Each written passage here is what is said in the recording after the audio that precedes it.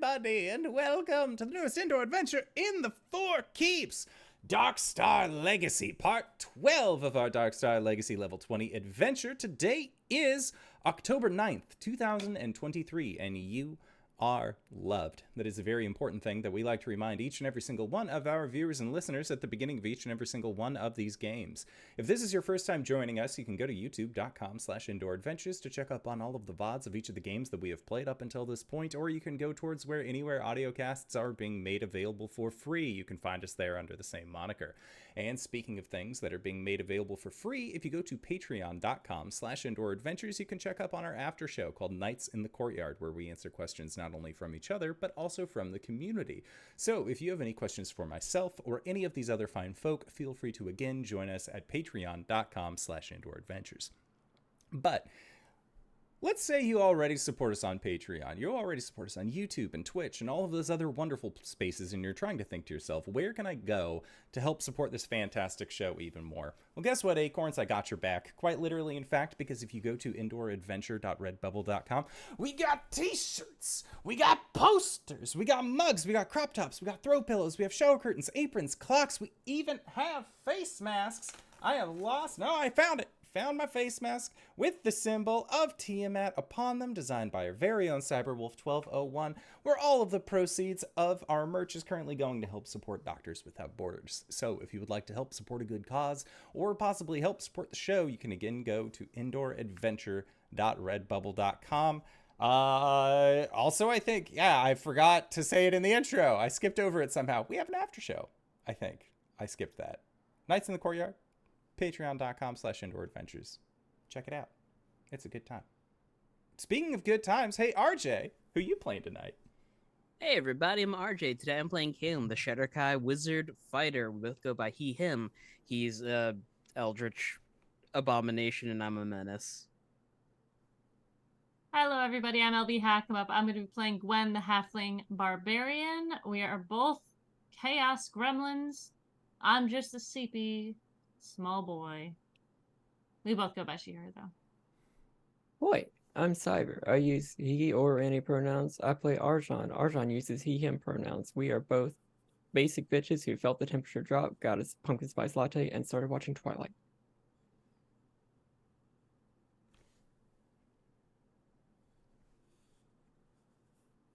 It's me now. Sorry, I feel like I've been dissociating for the past 2.5 minutes. Hey everybody, I'm Wings, also known as Danae Keener.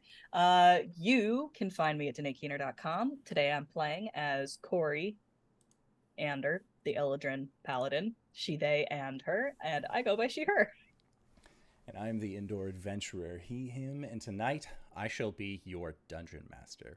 So, last we left off, our group had landed at the Citadel of Gith, run by Zareth Magyar Ag Gith, where you had successfully defended against the Karashik, a primordial slod that had left the heart of Limbo and had broken down the gates in front of the Citadel of the Gith and potentially could have wiped out this entire cloister of Githzerai. Again, thankfully, that did not come to pass, as your group was able to handedly defeat this monster of a creature, this absolute Titan. Titan is a good word. I don't want to say Tarask, even though that's close to what it was, so consider yourself blessed that you were able to defeat such a thing. However, during that time, you were coming in contact quite frequently with raw chaos blood, soaking Hexton the Graveblade, which caused his arms to trade places with where his legs are, and now he is a weird, biblically accurate Deva, or a Planetar. On top of that, Gwen, you also received a wash of this chaos blood. Cori, you also received a wash of this chaos blood. However, the wash of chaos blood that affected you resulted in your mechanical prosthetic of your left arm gaining sentience, and at the end of last adventure had popped off and seemed to be just kind of going its own separate which way, to which you sort of shrugged with the rest of your party, like, this isn't the first time my arm has decided to go its own way, and rightfully, it most likely will not be the last.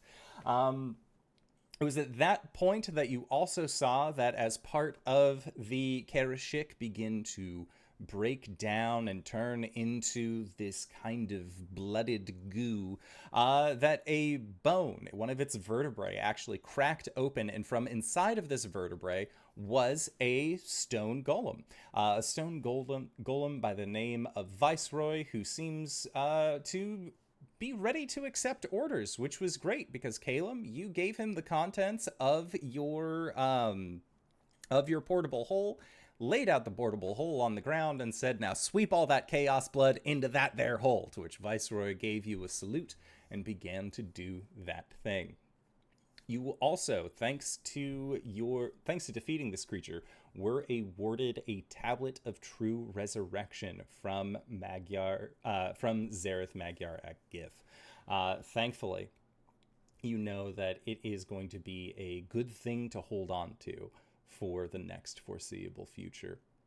Now, where we last left off, your group had successfully defeated the Karashik. You had been given a blessing of sorts that will allow you to pass through the Eye of Doom unimpeded, however that may take place.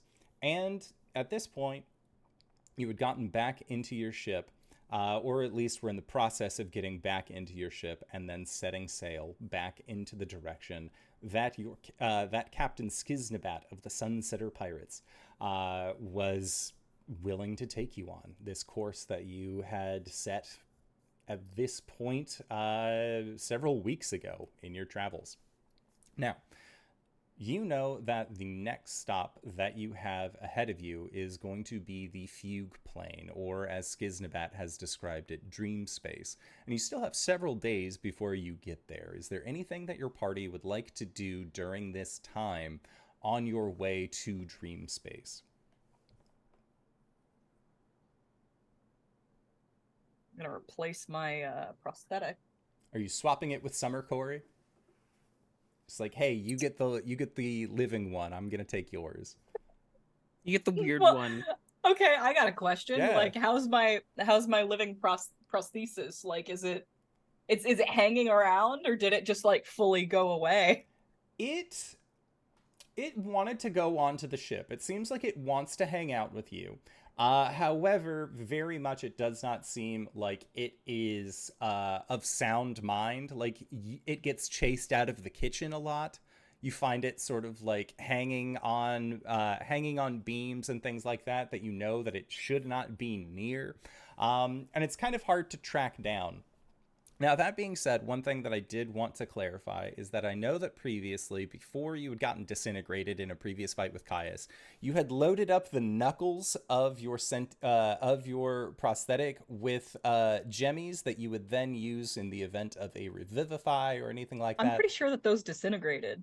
I didn't know if the follow-up prosthesis had the same layout, or if you were like, no, I'll just keep the gems in my pocket from now on. Yeah, that's a better idea. I was Okay. all like, on account of the fact I may get disintegrated again, I'd like that not to be as expensive.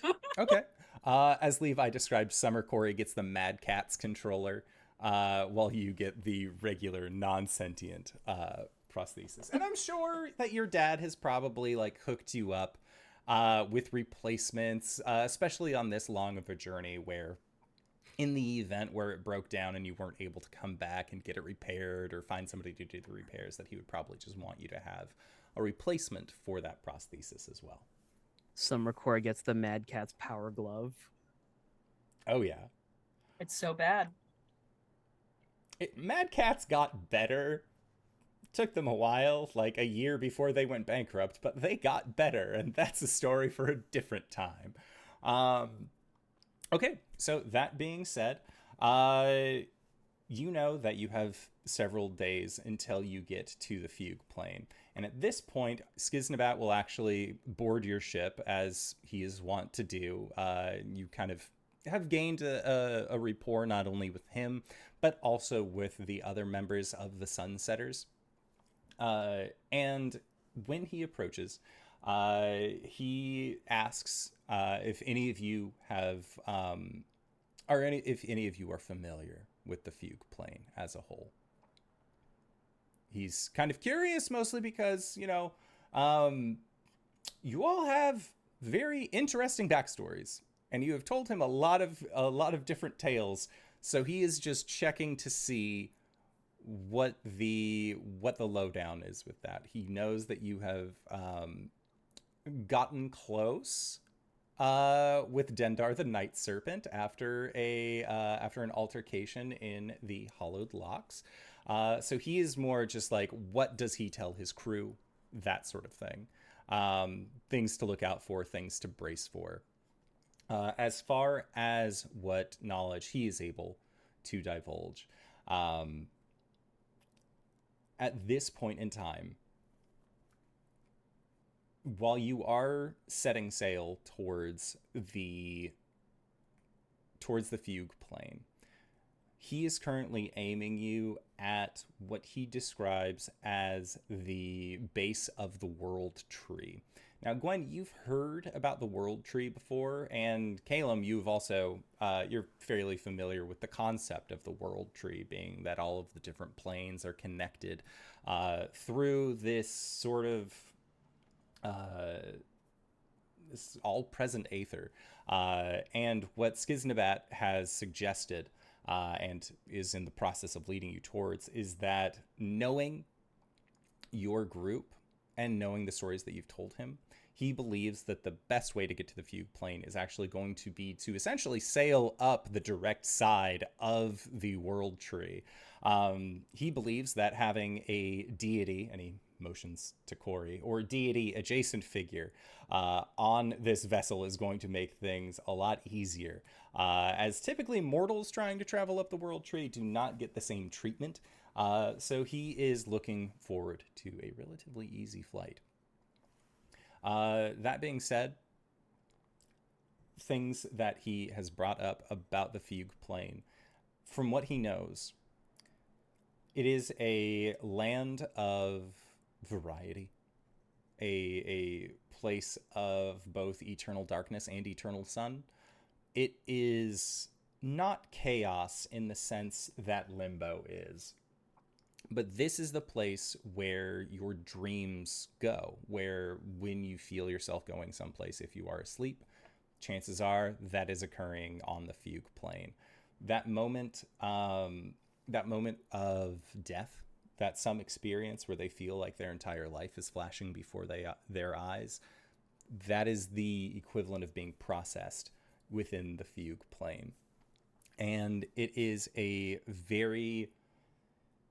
He has never been there himself. He has heard stories, because typically the means of being able to get into the fugue plane are if you die, which he has not done. He got turned into a flump, but he did not die. Or to go through the Shadowfell. Up until recently, the Shadowfell was... You could not travel it very well, if at all. But thankfully... rightfully, he still does not really trust travel through the Shadowfell. You have explained that your relationship with the Queen of Ravens is pretty good, to say the least. However, he believes that just going from where you are at currently up the world tree, again, is going to be the safer bet for you all. So he sets the course.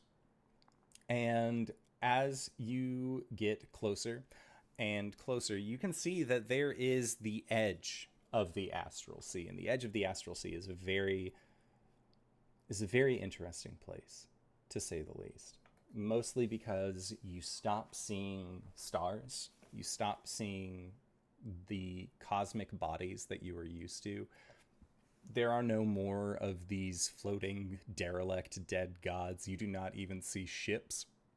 It looks like yours are the only vessels for miles around that are willing to get this close.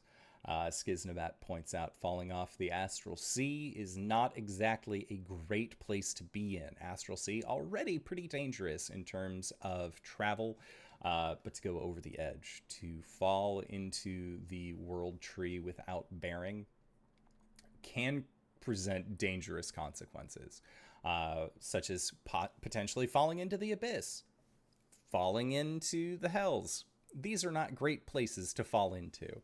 But again, he is fairly confident in his captaining abilities as well as in the structures that you all have presented with.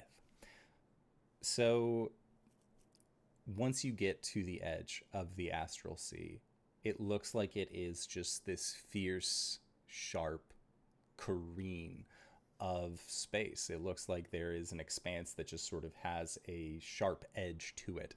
And he looks to sail your vessels over that edge. And upon doing so, if there is no hesitation, if there is no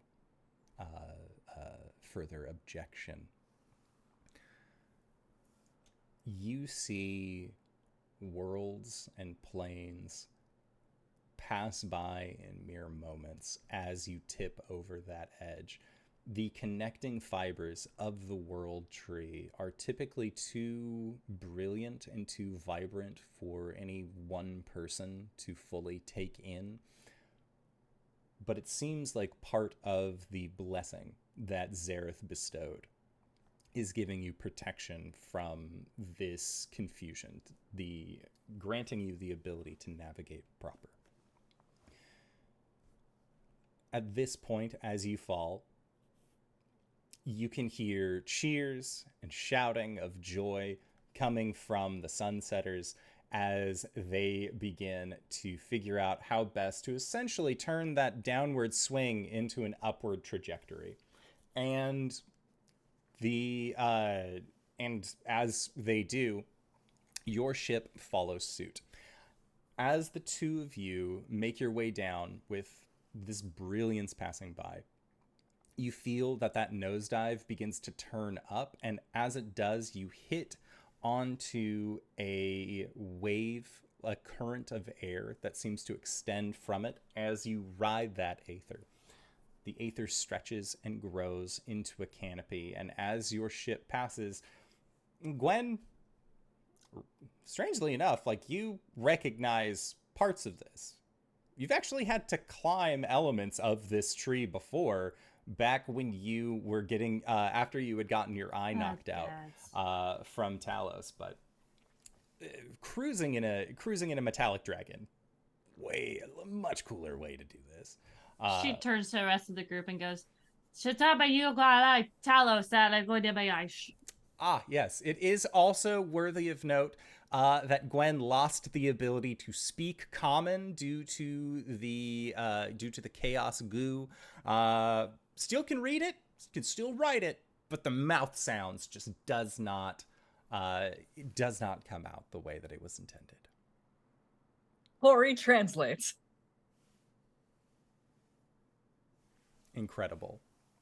So, eventually, you watch as your ships are about to break into the canopy, and the branches of the world tree shift and move, almost like they are being displaced by your vessels, as you hear Skiznabat cry out over the comms, "I knew it would work!" Seeming an exclamation of joy over his hypothesis of that the tree would move based on the presence of a godling wanting to travel through it. And as it does, you reach the topmost canopy, you sail up over it, and there is a moment where you realize that you are at the very top of the world tree. That in every possible direction is every single place that you could ever go, that you could ever want to go, or that you ever will go from here. In a way, you can see it all. And in another way, it looks so far removed from what it is that you can't help but just think of them as marbles, as small little places that you would pass by in an instant, almost like being in an airplane when you look at traffic below and they stop being cars and just start being an element of the landscape. Eventually, that crux point of the fall begins to trigger, and your ship rights and goes back down into the canopy, where Skiznabat's crew is able to then navigate you along these branches from what he is able to know based off of the maps that he had been provided, until you pass by, and this tree is intense in coloration. It is beyond vibrant. It is everything. It is the world, in lack of a better term. And as you pass through this place, eventually you are at the end of one of the rungs of this tree, at the end of one of the branches, and you shoot off. And as you do, you can feel that aether current pushing behind you, propelling you forward. And the area that you are in goes from this hyper vibrancy to a muted gray. And looking around outside of what you can see, everything is gray. The sky bleeds in to itself below where there would be land, but every direction that you can see is a lack of color, except, notably, for one particular space. From where you can see in your ship, Skiznabat points and directs and lets you see before you what he describes as the City of Judgment. Gwen, looking at this building, looking at the City of Judgment, which Skiznabat has also pointed out is run by the deity Caelum, who I believe not you necessarily, but some of you have heard of as far as their holy symbol being a set of scales, a little skeleton hand holding on to the scales, that sort of thing. And he is very much one of the deities of the afterlife, though he was not pointedly one of the first. He overtook the position. And every known season is present upon this sphere that the city resides, creating a truncated and efficient splendor, a stark contrast to the concrete gray brutality of bureaucracy that lies in the fear at the bottom of every living creature's heart that seems to stand pointedly out amongst these woods. Arjhan, from where you are, looking at all of these seasons, every single plant being present here, from where you can see the layout, this is a corporate park.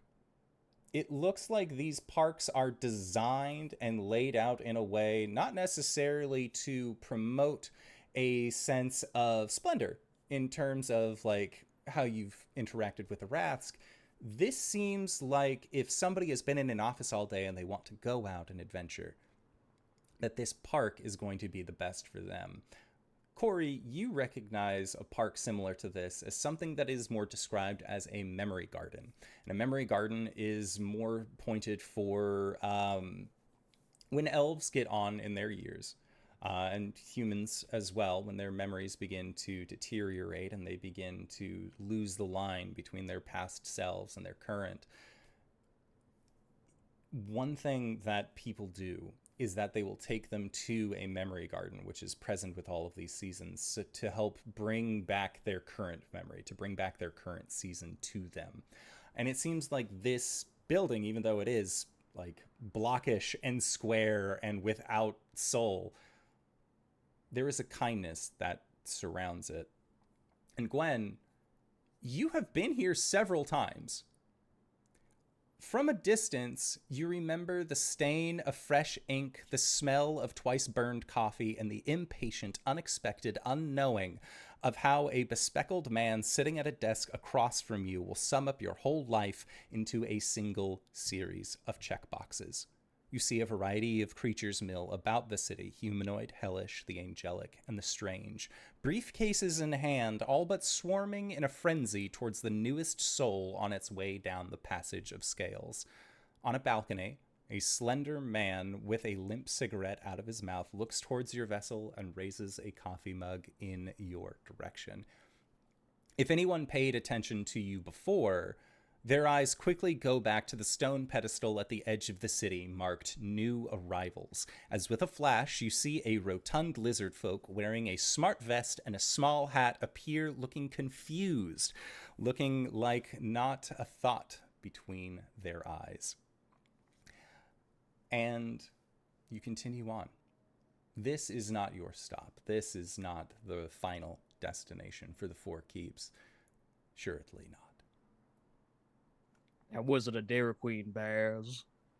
Caelum, with your perception, you do see this lizard folk mouth a word, a single word. And your lip reading skills have improved greatly over the years, and you do see that he says the phrase Baz as he looks behind him before being swarmed by the variety of briefcase wielding individuals as they make their way. I feel like I should know them and pity them, but it just eludes me. It's true. They are barely Arjhan of just note. wipes his nose knowingly. And it is at this point that Skiznabat has set your courses to continue. And seeing that individual, Gwen, is there any kind of emotion that stirs looking at this place? Confusion, recognition, anger, and then, oh shit, did we die? In Giant. No, we're good, I think. In Giant. Jeez. Wait, we could go see Talos while we're here. You guys would love Talos. Another time. No, You'll have to meet I us really sometime. don't think I would. In fact, I don't Why? know if he'd be happy to see me. I threatened to fight him the last time I saw him. Okay, but like from what I know of that guy, that kind of seems like the thing that you would say if you wanted to get on his good side. I mean, best side, obviously, you beat him, but like also worst side, you beat him. You know, kind of thing. He's a sore winner. And as Grayskull says that, he sort of like looks up in the direction of the sky, like just like, all right, sorry, I said like the thing. He does not want to be a truth teller when it comes to talking shit about his own deity. Talos is great. He kicked me in the chest once. It was amazing. He's He also done beat the much shit out worse of to me. you since. I know, he took my eye. It was awesome. And even since. What did he do after that? He fought you. Is that after that? No, that was You were before that. It was for Philip. Oh. Well, it's the same trip. It doesn't really count.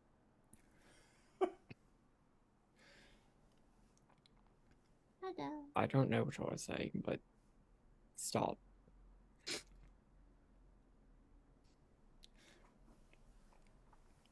Are we close to the person at the desk? You are not close to the person at the desk, but you can see them. They are close enough that if you were to wave at them from like the deck of the ship, they would see you. Or if you were to call out to them, they might be able to hear. Gwen waves. We also have the ship system to PA broadcast. That's true. Just in Giant. You haven't got me yet, motherfucker! Ha ha! And you see that they like nod and finagle their limp cigarette to ash into their coffee cup so that way it doesn't get onto the ground. And they take a deep breath in. And as they exhale, you watch as smoke then comes up to look at you toward in your direction. And it says, "Mine is a job that does not require me to chase. You will all find your way here at some point. This is not a threat. You are always welcome." That was metal as fuck. This is not a threat. Bye. It's a promise. And Whoa. they just sort of get like this, like they shake their head at the incredulousness of you literally looking at the god of death being like, "Never once, bitch!" Like, he's like, "I was nice to you. I don't know. Yeah. Like, I saved you This from is those Gwen guys." being nice. Yeah. This is playful banter. What do we say to the god of death? Not right now. See you at 7. Yeah. Because I have to be somewhere stupid at 4.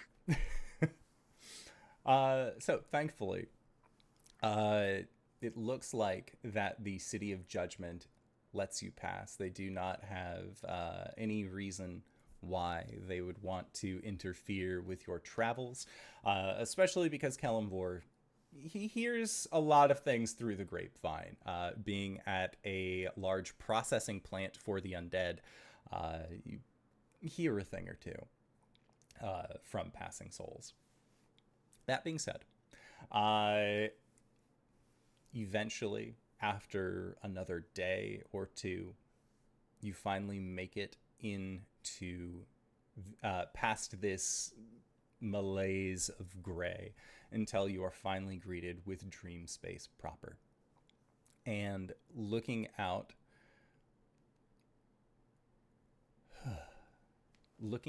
into the space of dreams, you can see that you are watching all of creation begin and die out. You see stars brighter and colors that you could never have seen or properly spoken about without feeling the memory of them slip by your tongue at every pass. And contained in this space are stars without number, worlds beyond design, and the desire to sleep, if only to dream. At this point, your crew of hardened adventurers, being Skiznabat's crew, Rasa, Hexton, Grayskull, this first day that they are in dream space, you're seeing them just be a little bit more on edge, and rightfully, the four of you can feel that same kind of tension as well. That feeling of internally being smaller, of feeling a little bit more sharper, of being distracted and suspicious of the darkest corners of this endless night as you sail through. The only one who does not seem to be affected by dream space is Viceroy, your stone golem. But seeing as how they do not sleep, they do not dream, and therefore cannot be bothered by the presence of a place comprised solely of dreams.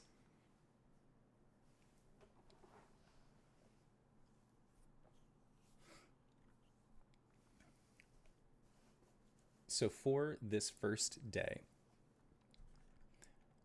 as you are traveling, it becomes time for rest, as it is, and each of you begins to fall asleep in this place. Again, it is you don't like this place, to say the least. It feels weird being a creature of flesh and bone in a place where only figments exist. But you're making do. I mean, you're on a giant mechanical ship. It's a great time. And as you rest, Caelum, you are If you could trance, or if you could dream, the choice this night is made for you. A library. Old, dusty, painful. In this place, warmth is denied, and you recognize the titles. None of them friends. The authors, the hours, the stages between now and then where you were left to hope, to dream. A barren ring fills the air as your mind tries to create ambience. Stone wet, wood warped, ink smudged. Sunlight does not grace this place. You hear voices. Voices do not belong in this place. Voices, you do not recognize voices. You stay out of sight, a clever shadow, making sure to avoid the creaks, cracks, and groans of the inanimate. There is pain outside of silence. You get closer, and you see two figures standing before you. Ancient, older than land, older than boundaries, older than the origin of echoes. You recognize one, but more notably, you recognize the words within her whisper. This is Vlaakith, Lich Queen of the Gith. She stands before a figure cloaked in the impossible, colors beyond vivid, landscapes and portraiture beyond the fantastic, and only an interested and playful smile peeking out beneath a hood of the unreal. Vlaakith speaks words, your words, to the set of pursed lips beyond their cloak of infinite possibility. The lips smile, and you hear a laugh, a simple laugh, warm like a house fire and comforting as smoke, turn in your direction. They repeat the words of creation, the language of the lost, and as they do, you watch them shuffle a deck of cards until a card is drawn, until the laughter stops. You see before you a singular playing card which calls a name towards you. Impossibility, the unbound, creation, the fool. This card is yours, and it becomes you as you become embraced by it. You feel every fiber of your connection to the weave being analyzed under scrutiny, logged, documented, savored. Your vision begins to fade as you feel as though you are falling, and in those last moments, you see a set of hands shuffling that same deck of cards. And you feel your body connect with the ground, going from an alarming speed to an equally alarming sudden stop as you feel yourself shatter like porcelain in the impact. Your eyes shoot awake and you are on your floor. You must have fallen out of your bunk at some point in the night. You right yourself, taking stock of your surroundings, when you notice it. Face down, on your desk, unassuming and filled with the endless, a singular playing card that only needs to be drawn.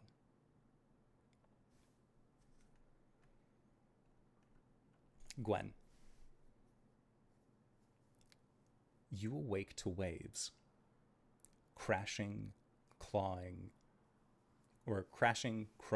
stealing upon the rocks of the shore of any and all that dare to get close.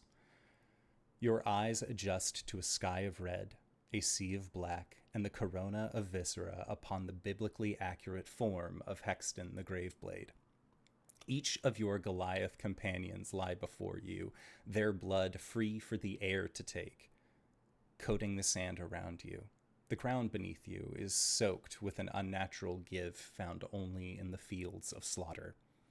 As you look to him, each scar upon your skin opens one by one until you feel a cracking pain across your spine as the tattoo of the Tread Thunder clan leader with symbols for each of the friends you couldn't save breaks open. Blood free flows down your person as you suffer every wound you have ever gained all at once, and before you, Hexton raises his weapon, the wicked blade of a reaper. The waves of the ocean recede. The life once held beneath the surface of the waves is revealed and vulnerable, gasping and flailing in their stripped environment. Your feet fail to let you rise as a wall of gore blocks out the glow of the sun as Hexton smiles. Black wings acting as guides to the destruction behind him, directing their ire directly to you. Thousands of the dismembered and their namesake appendages wash over you, twitching, writhing, and screaming for a god that will never come. You brace as a wave of destruction overtakes you as you drown beneath the gore. You cannot breathe as the stench of death fills every pore. You are pulled down, yet you fight to rise to the top. You can feel flesh beneath your nails as you force your way to breathe unimpeded, but you can feel the dense pressure of an ocean of bloodshed collapsing around you. Calmly, Hexton floats towards you, his weapon odd and out of place with its magenta hue, glistening in the light of the bloodied sun. Do not think I do this out of anger, Godslayer. I carry your name upon my blade, as readily as ivy will overtake the strongest oak. To witness the lightning leave your eye will be one of my greatest honors. You feel a force connect with the side of your head as you are rocketed out of your bunk by a recently resurrected Goliath chieftain stares down at you, his eyes wide in disturbance as Grayskull he does not look well in this place.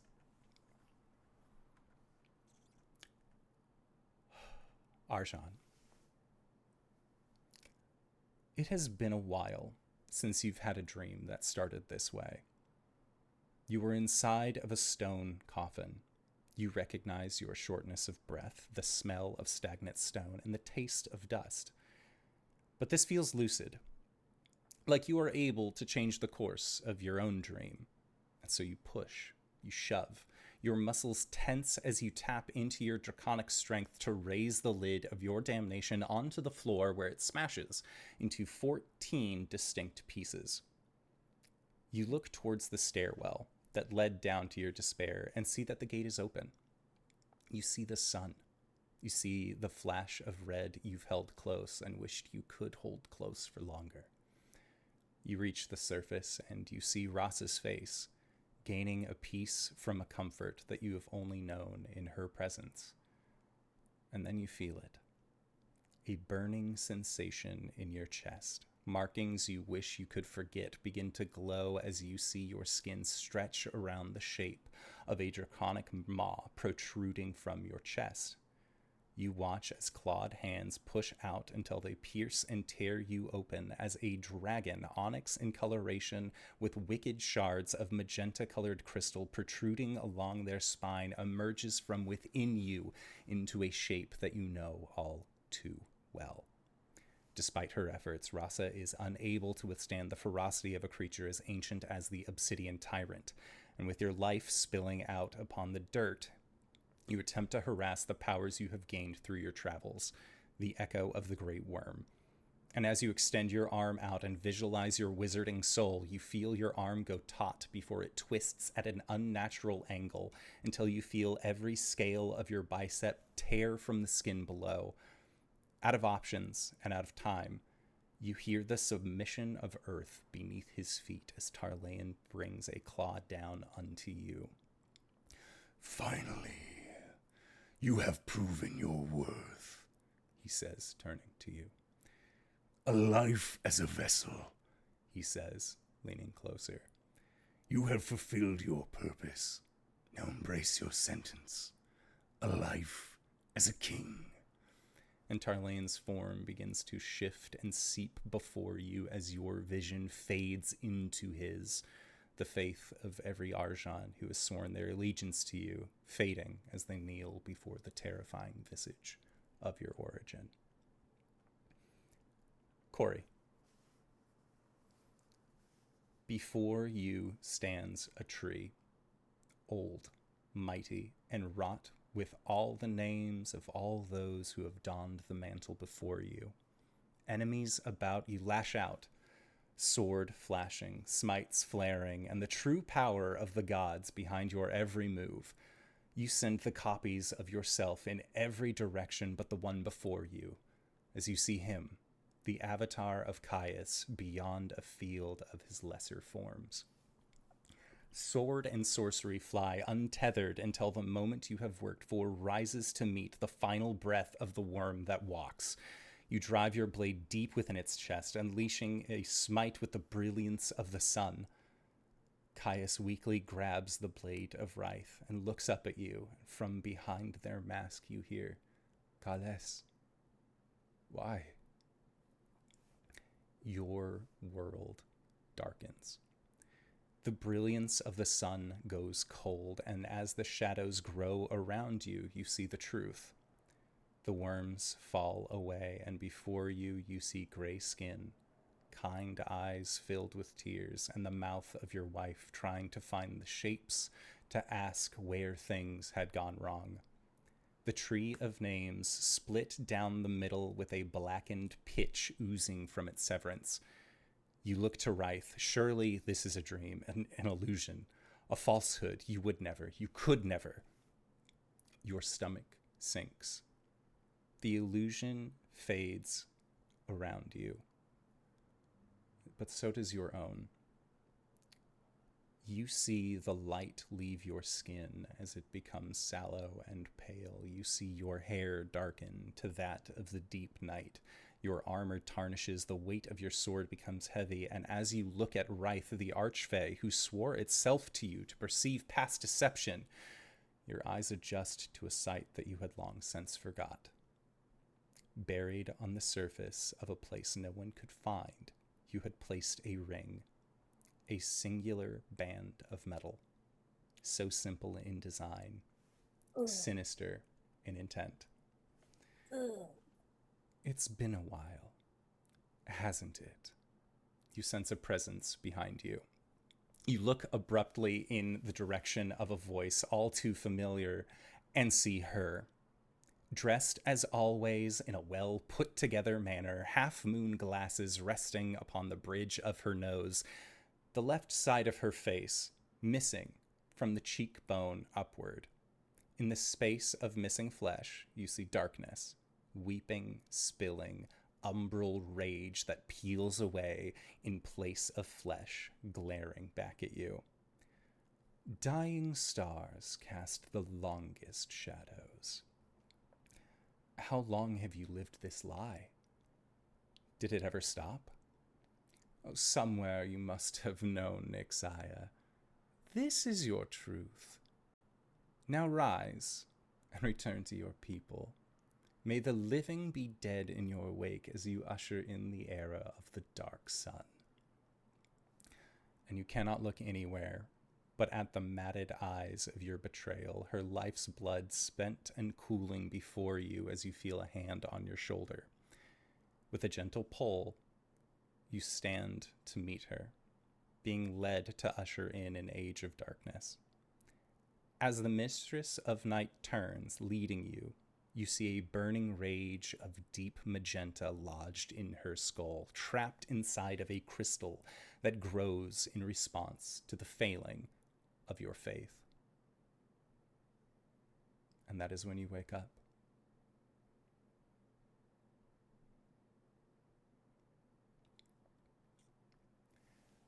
Gwen, Grayskull is notably on, at you, holding onto your shoulders. And just, I don't like this. I don't like this place. This place is bad. What the fuck just happened? Where's Hex? I don't know. Was I supposed to be watching him? I was taking a little nap, and then some bad shit started happening in my brain place. I don't like it. It's been a while since I've had a dream, but dreams aren't supposed to be like this, I don't think. Gwen fumbles out of bed. She falls and goes to try and find Hexton. When you find Hexton, Hexton is sitting on the deck of the ship, simply floating. looking out into the space of dreams. Hexen! They Hexen is my name on your blade!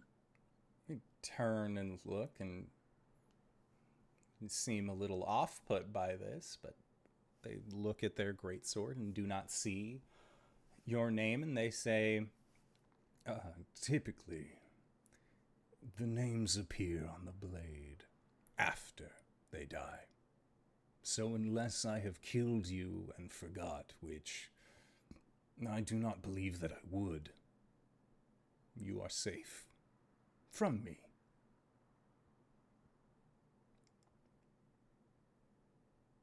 Do you sleep? In this state, no. Okay. It's fine. Sorry. I'm just gonna not sleep ever again. and Hexton doesn't really understand why, but he nods. I need coffee. I need a lot of coffee.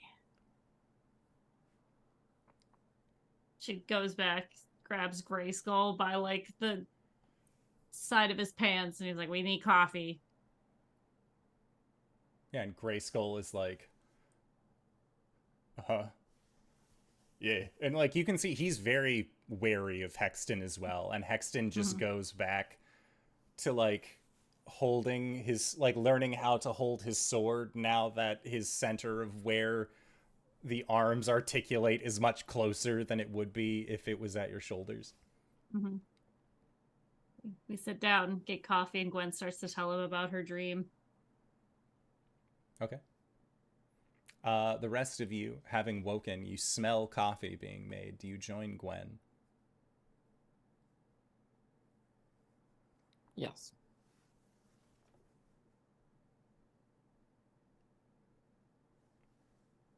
Okay. I'm gonna say yeah. I have a question. Did Summer Cori have the same nightmare? In Summer Cori's dream, she watched the event play out from a third-person perspective as one of the shadows that you sent, because ultimately your forms as Nixaya are not other seasons. They are shadows of the season of death. Great. Cool. I think that Cori and Summer Cori are gonna be sitting at a table, with Wraith like off and like in the middle of the table, and they're both just sort of like looking down at it, like, Can Caelum walk in, just holding up a cup of coffee? Rough night. Am I to presume that we all have dreams? Disturbing dreams? Very. The worst dreams of your life? Ah, I wouldn't say the worst dream of my life, but it was pretty up there. Is this a normal effect here? Arcana check. Or history? Yeah. Make an Arcana check. Starting off strong with a natural 20 for 31. Do you all tell Caelum of your dreams? Sure. Now, Caelum, one thing that was present in every other member of your party's dream, outside of your own, pointedly, was a color that was presented. A crystalline magenta. Now, with a natural 20, you remember very closely that color and that gem, because at one point you had gems of that color growing from your lower back, you had gems of that color growing out of your leg. This crystalline structure that seemed to have seeped into your party members' minds are echoes of the Night Serpent. It seems like being in the place where dreams call their home has brought awareness to the ones who reside here.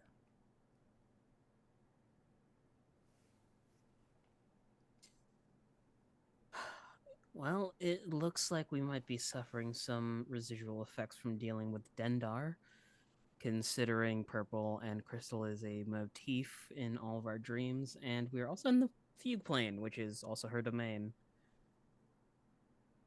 Ah, I was going to say, residual effects. This seems a little intense for a residual effect. Well, it is a deity after all. Are there any aberrations, celestials, fae fiends, undead within a mile of us right now?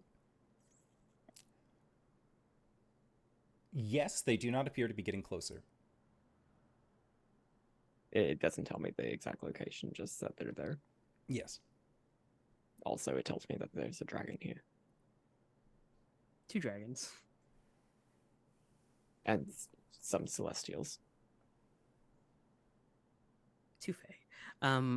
Honestly, I think if before we sleep a protection of good and evil is cast on us, we should be able to be all right. We could go sleep in the manor. We could go sleep in the manor. That's a separate dimension in and of itself. Or leave the manor and go sleep in Vistane. Or anywhere else. We should Whatever probably we do, I would like not to have another dream like that again. fair. We should probably also set something up with the other ship so that they can get a restful night's sleep.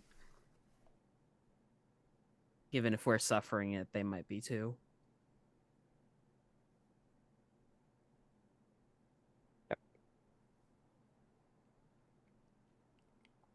Okay. Yeah, and when you speak to Skiznabat's crew, they are also just generally like they do not come across like they have gotten a good night's sleep. They do not come across that they have been enjoying their time in the space of dreams. So presenting them like protection, like protection from good and evil, maybe that would help. Like figuring out those kinds of things. Curious cabin for the night, Mhm. and then just head back to my own ship. Yep, definitely can do that as well. Now, Caelum, what did you do with the playing card that was on your desk? He had left it there Okay. until he had gotten another chance to look at it. Okay. And if he does, it's basically the whole mad scientist detect magic, identify arcana checks to make sure this isn't cursed. Make an Arcana check for me. Yes, chef. That is a 28. With a 28, Caelum,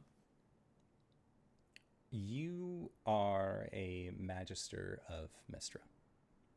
You have been, at a time, killed and resurrected with a direct tie to the Shadow Weave when you first became a Lich. You are familiar with most every known type of magic and where it stems from and where it comes from, which is why this card is baffling to you. This is an unknown source of magic. And as you continue to look into it and to identify it, it creates it is a moment of curiosity, to say the least. As looking at it, this is you, as there was no other way for it to be. You have been chosen by gods before, but you have never felt chosen by something beyond even them.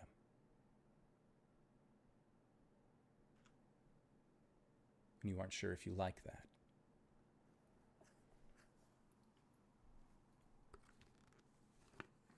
So I can't tell functionally what this card does. Functionally, But I know it's meant for me. you do know it is meant for you. Functionally, you aren't sure. You know that in this place, that in the dream realm, there is somebody you could ask. Which would be a very strange place to go to, considering you are awake and not sleeping. But you are fairly confident that if you looked hard enough and scanned for it, you could probably find your plateau. You could probably find the Library of Mystra here. Or the Library of Saloon. Double taps the icon, the pendant on his cloak. Hey, could we make a quick pit stop? I have some pressing news. What do you mean pit stop? Caelum will find where everyone is. So remember when I had that dream? Be more specific. The dream where we all had our worst nightmares, yada yada yada. Yes, more that was specific. literally last night. Yes. Well, I don't know if I said it, but I dreamt that Vlaakith was talking with someone, and well, this card appeared on my desk. Using prestidigitation to make it levitate in his hand. Are you saying that there's more truth to our dreams than we'd like to give them credit for? Perhaps, because for one thing, this item itself is not made of either weave or shadow weave. It is a secret and more powerful third thing. Cori nods slowly. Can you do me a favor? Yeah. Hold this for a second. She's just gonna give you Wraith. Okay. Hello, Wraith. Wraith just sort of grumbles at you. Does this make me the Caelum Fawn Leaves now? I demote you, Coriander Jonquil, back to Page. Is that how this works? That would be lower Kaelin, but she just sort of watches your face for a second and then takes it back. Okay. Tell me more about this card. I don't know, that's the thing, and because we're in the dreamscape, we could actually visit the Library of Mystra. And Saloon. And Raven Queen Annex. That'd be really cool, actually. Part of me thinks that would be really risky, but the other part of me thinks that you wouldn't be able to get there a normal way while we're here. Also, pressing issue, I feel like this card is speaking to me on an emotional level. Way that Wraith does? I don't know. I've never had Wraith with me. What's it saying? Wait, you just did. You just had Wraith. Wraith was pretty grumpy. That makes sense. I've been No, off. It feels like this is mine. What does it do? I don't know. And I don't really want to test it in a compact, pressurized metal object. Divine sense. That would be best. I'm learning. Cori, your divine sense covers Fey, Fiend, Undead, and Apparition because you are a Oath of Ancients paladin? I think we added Fae because Caelum. Oh, right. Added. I think that I had Fae, and then we added some. I think we added Undead because it felt weird to be a paladin that couldn't do Undead. I mean, regardless. Divine sense. Anything affected by a Hallow spell. I know the location of any celestial fiend or undead within 60 feet. I guess we did add Fae. and not behind total cover. So you divine sense this playing card that Caelum has, which as you look at it, the back is a relatively standardized design. It's not too intricate from what you're able to see. It's a nice like latte brown color. It seems like the line engravings are a little bit lighter in coloration, and on its front you can see that it says the Fool. Ah. And when you divine sense,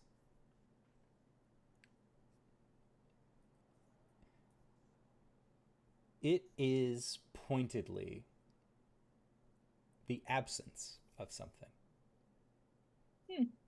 Like when you look at a puzzle, and like a jigsaw puzzle, and one of the jigsaw puzzle pieces has been removed, you can tell the outline of what that puzzle piece is, but you are unable to find what the image is on it, what the makeup is. It seems like whatever this is, it does not fit into any of those categories, but in the same way it fits into every one of those categories. Cori kind of squints at it. It's empty.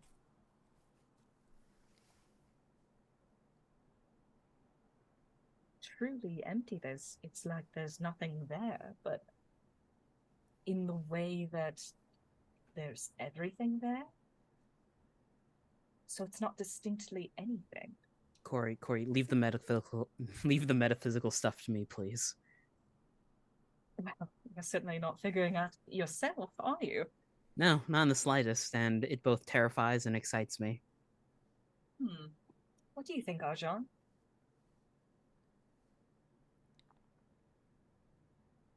I can't speak without going into Persona 4 stuff, so I will stay silent. Well said, Arjhan. Arsene! Is Arjhan my Arsene? Does this mean anything Arjhan to is you, Gwen? Seth. Does this mean anything to you, Gwen? Yeah, I know exactly what this is. She knows exactly what this is. Eyebrows raise. No, I have no idea. She Do doesn't I have have any any idea? idea. Make a history or an arcana roll. Hell yeah. Oh, boy. Can I assist? No need. Oh. No, I 3. Oh, 17. Ooh. 17. With a -1. Gwen coming through. Gwen, surprisingly, you do know what this is. What this is, from what you are able to see, this is considered a card from what you know to be a tarot deck. It is a playing card that is part of a greater set. Typically, this card is reserved for the, as you've heard it described, the major arcana. You aren't really sure what the minor arcana is, or really anything else. Like, you heard that phrase in passing at a city that you were, bouncing in. Long time ago. Usually they're reserved for things like telling fortunes, or giving readings on things. Yeah, actually, sorry, let me just actually look at it. She's saying in giant. Translating. Yeah, this is this is from a tarot deck, which is like fortune-telling stuff, which is kind of like what I do, but with bones. Question. So major, yeah?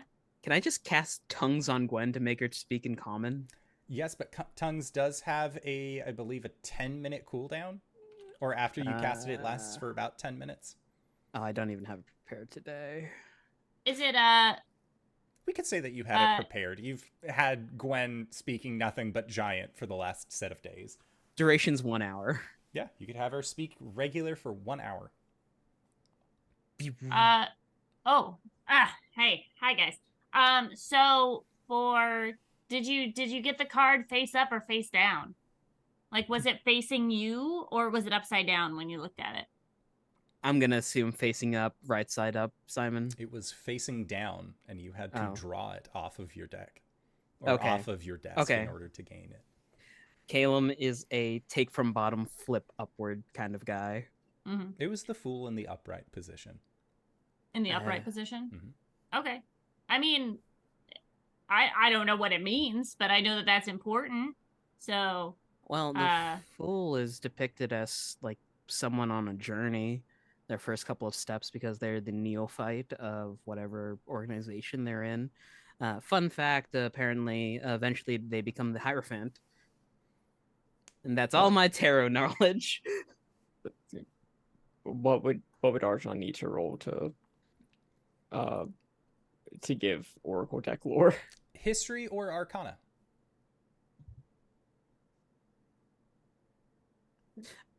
Oh, by the way, if we have that second ring of spell storing, I'll just cast a bunch of tongues into it, so Gwen can just cast on herself. Arjhan flips in the ring.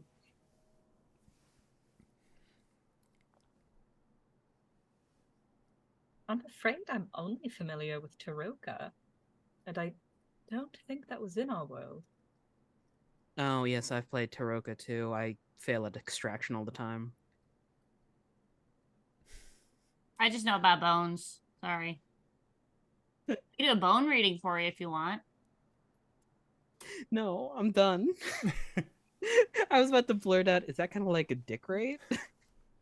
Boo. No. Boo. So, well, if we could hit up the library, we might be able to suss this out really fast. What direction is the library from here? Yeah, Caelum, make a Arcana check. Oh my god, 30. You know the direction of the library. I'd like to think that Caelum actually casts like a modified spell, and there's like a blue thread that is from his finger and just points outward. Follow the direction of the thread. That way. Now, Caelum, pointedly, when you cast this spell, this quickly modified spell to follow the thread, your card glows. It seems like it registers itself as an arcane focus for you. Oh. Oh my god. Use your persona focus. Which is so much better than the gun. We use air guns to shock ourselves to think of the moment of our deaths. P3, I'm looking at you. P3 Or was a peeling wild off type. your face. We smash cards. All right, so Caelum, as this card glows, as you follow the direction of the blue thread, and as both of your ships travel through the night into the direction of the Library of Saloon, that is where we are going to go into our break for the evening. We're going to try and be back in 5 to 10 minutes, so don't go no place unless it's to grab a food, grab a drink, grab a friend, or possibly go to indooradventure.redbubble.com, pick yourself up something nice, and we'll see all of you guys shortly. All right, everybody. See you soon!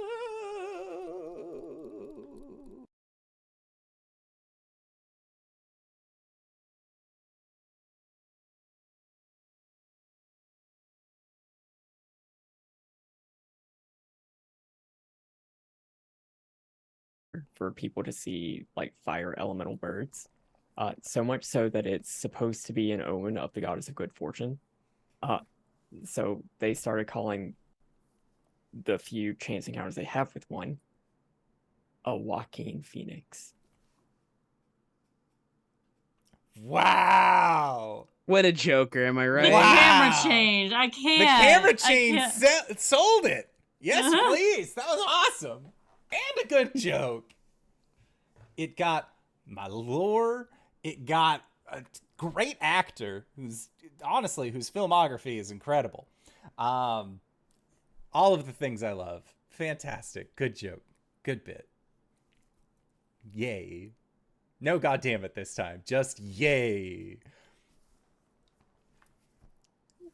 Take notes, people. We gotta do Forgotten Realms themed puns from now on. Yay. Absolutely not. Okay. Even Watsy is moving away from the Forgotten Realms. You just know.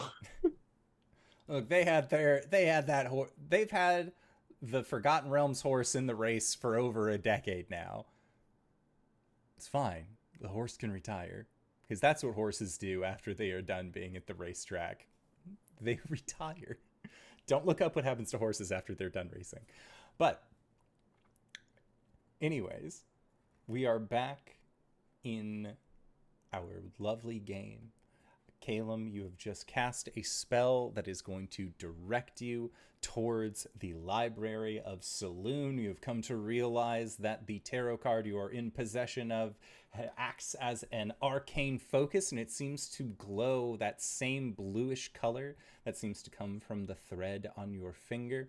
That finger thread, is that just like visible throughout all of dream space, or does it like fade after like It fades 10 after a feet? while. Okay, cool. Yeah, it's like a Just compass wanted- needle. Yeah, just wanted to establish what was going on there. But yes, you're Also, because you pointed it out, Mhm. I just want to know, what if I do the same spell but use the Shadow Weave instead? Does the card turn purple? The card does not turn purple. The card stays that same color. Huh. Switch that back to the blue. That being said, because you rolled so high on your Arcana check previously, I will give you this. Because it's still going to be a ways until you get to the Library of Saloon. Notably, the card does not change color and does not reflect upon itself when you cast a cantrip. When you perform a firebolt, when you perform any like prestidigitation, it does not seem like it responds to that. However, it seemed like using a more customized spell seemed to cause it to activate, as it were. There's a brief moment where could we say that we had like a little shot put set up on the deck so that like Arjhan and Caelum could practice sniping? Oh yeah. No, that was one of the things that Skiznabat was like, you guys don't have one of these, we're giving you our spare. Like, you need to have something to do when you're traveling through the astral sea. It's that scene from League of Extraordinary Gentlemen when they're on the sub and Huck Finn is learning how to shoot from fucking Sean Connery. Oh yeah. John Quartermain. John Quartermain. But he'll like tap his foot, launch a clay pigeon, and then shoot it with a guiding bolt. With a guiding bolt, the card responds. Ah! What did it just glows? It just glows. Huh. Huh. It seemed to like that. Just a regular lightning bolt across the bow, not hitting anything. Doesn't seem to respond. There's a little bit in terms of residual, but doesn't seem to respond. Cori shoots a lightning bolt. Ah. Great job. Okay, Yeah. Listen, we've got to For fucking sure. need a control. I think this card is responding to anything that uses the language of the lost. Must be why it likes you so much. Does this card have feelings? Have I done something to just make it disapprove of me? I think you'd know better than I.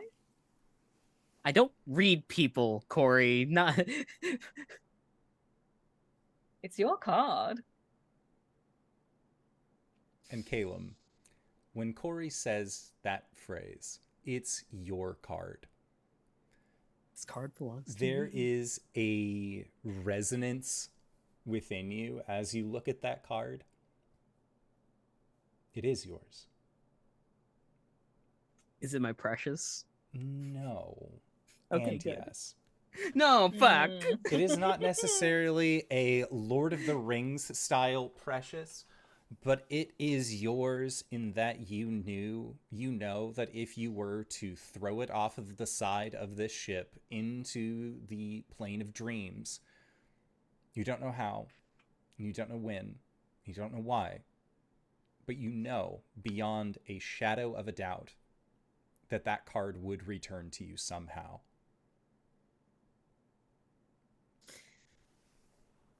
This is very concerning, and I have a lot to think about. That's never a good thing to Cori as he just starts walking away. Cori shrugs. Then walks away, looking at Wraith again. And as you continue to look at Wraith, you hear a response from it. Is something bothering you? Is Wraith able to see my dreams? Probably not, huh? Probably not, no. Okay. Well, there's a general understanding of I am your sentient weapon. I can if I want to, but I'm being polite and not. Cori explains that she had a dream about Shar. And it really freaked her out. There is a silence from Wraith. And do you believe this dream? Is that why you have been looking at me curiously? I certainly don't want to believe this dream. But I think that's what worries me. It'd be very easy to just discard it as meddling of a nightmare goddess, but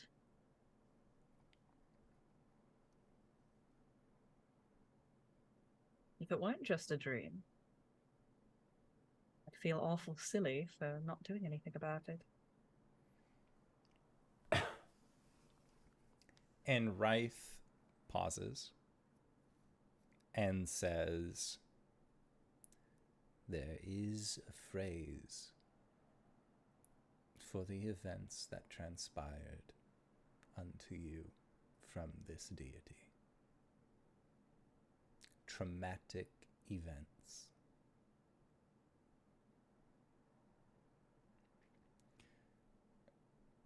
It is not trauma in the same way that we lose a friend, but it is trauma yet in the same way when we lose ourselves.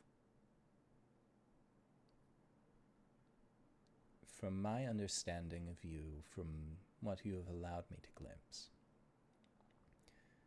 you are the first to stand in line when there are those who need be saved. Whether it be the Fey folk of the Hollowed Locks, or whether it be your friend the Magister, when he was taken by dark forces. The one person that I have seen you struggle with trying to save first and foremost is yourself. I am here to help cut through deception. There is no lie that you tell me when you are worried of if this is real. But I believe that it stands to your character, that you worry if it is or not.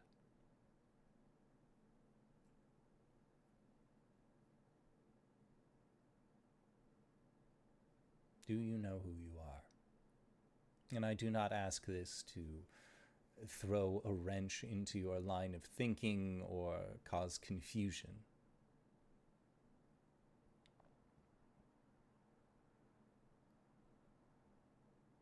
I believe I do. And who may that be? Whoever I want to be.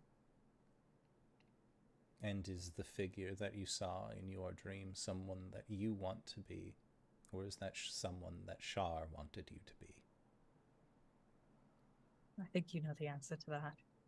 And I believe you do as well. Do not worry about my presence here. The ring that you bear on your finger, you earned in the Isle of Autumn, at my ritual site in the city of Duskridge, where your family has began to build and construct a new ancestral home for yourself. Strange that you will have 3 ancestral homes, I will admit, but an ancestral home nonetheless.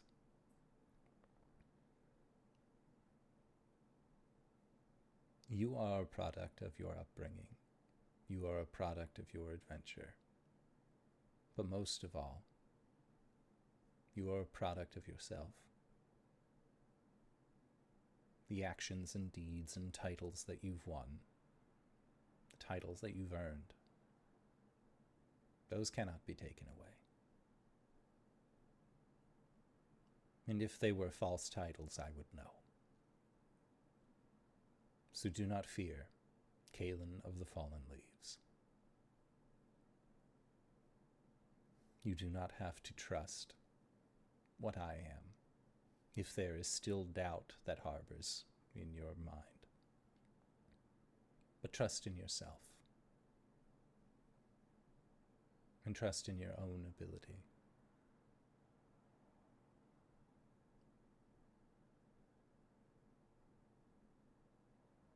I think I know what you mean. And I'm going to interpret that in the most literal way possible. And I'm going to send Spring Cori to the moon to go find that ring I buried. Okay. Cut to. Trust in myself. Cut to Spring Cori looking at Oliviette. There's one place Mother would never be able to find us. Looks up at the night sky. How fast can we get to your ship? Are you telling me that Caelum wouldn't launch herself to the moon? To the moon! We'll find out if your mother is willing to go to the moon and back to chase you down. We'll find out if God. your mother isn't already on the moon because she predicted this. I called in a couple of favors, Elistray. I'm sorry, my hands are tied. I owe her a favor, Coriander. You have to believe me. God damn it. Yeah, no, Spring Cori has access to locate object, so that should just be a matter of, like, going to the relative location that we remember leaving it, and then locate objecting, like, metal detector style for a bit. I Check in with them later. The one question that Spring Cori would have, what do I do with it when I find it? Do a little divine sense, make sure it hasn't been tampered with, and then put it back where you found it. Right. Just be certain that it is the exact ring that I left there, that we left there, and that there's nothing different about it. There is a moment where Spring Cori goes from being more jovial, talking with you, to when you say, make sure it's the same ring. She has a serious tone as she says, as if I could ever forget. Oof. Okay, bye! Love you, choose! Jesus Christ. I can't believe I got away with splitting myself into 3 different people. Minimum. It's fine. It's fine. It's all right. I have 24 people in my head, so... Well, sorry, 22 now. You can still go up to 24. There's always more. There's always more. All right, so that is the better part of the day, is heading in the direction of the library. You know that you are going to get there first thing after a long night's rest. What does the group do? Do you try and do a Caelum's Curious Cabin? Do you end up going back through the door that is in the Tyrant to get yourself just out of dream space for a little while? Or do you take a risk and sleep in your cabins once again? You know what I want to do. I don't, actually, and it's horrifying, and that's one of the things I love about this game. So what I'm going to do is chop off a hand and then put that with the True Resurrection tablet and send that to Oliviette, to Diantha via a Galder Speedy Courier so that if I die, she can cast True Resurrection on my hand. Your entire hand? Why not just like a pinky finger? Like an ear? Be easy? I could just cut hair, honestly. Like a toe? I would suggest that we not do that. It was an idea. Because that is a action True Resurrection that we may need. Yeah.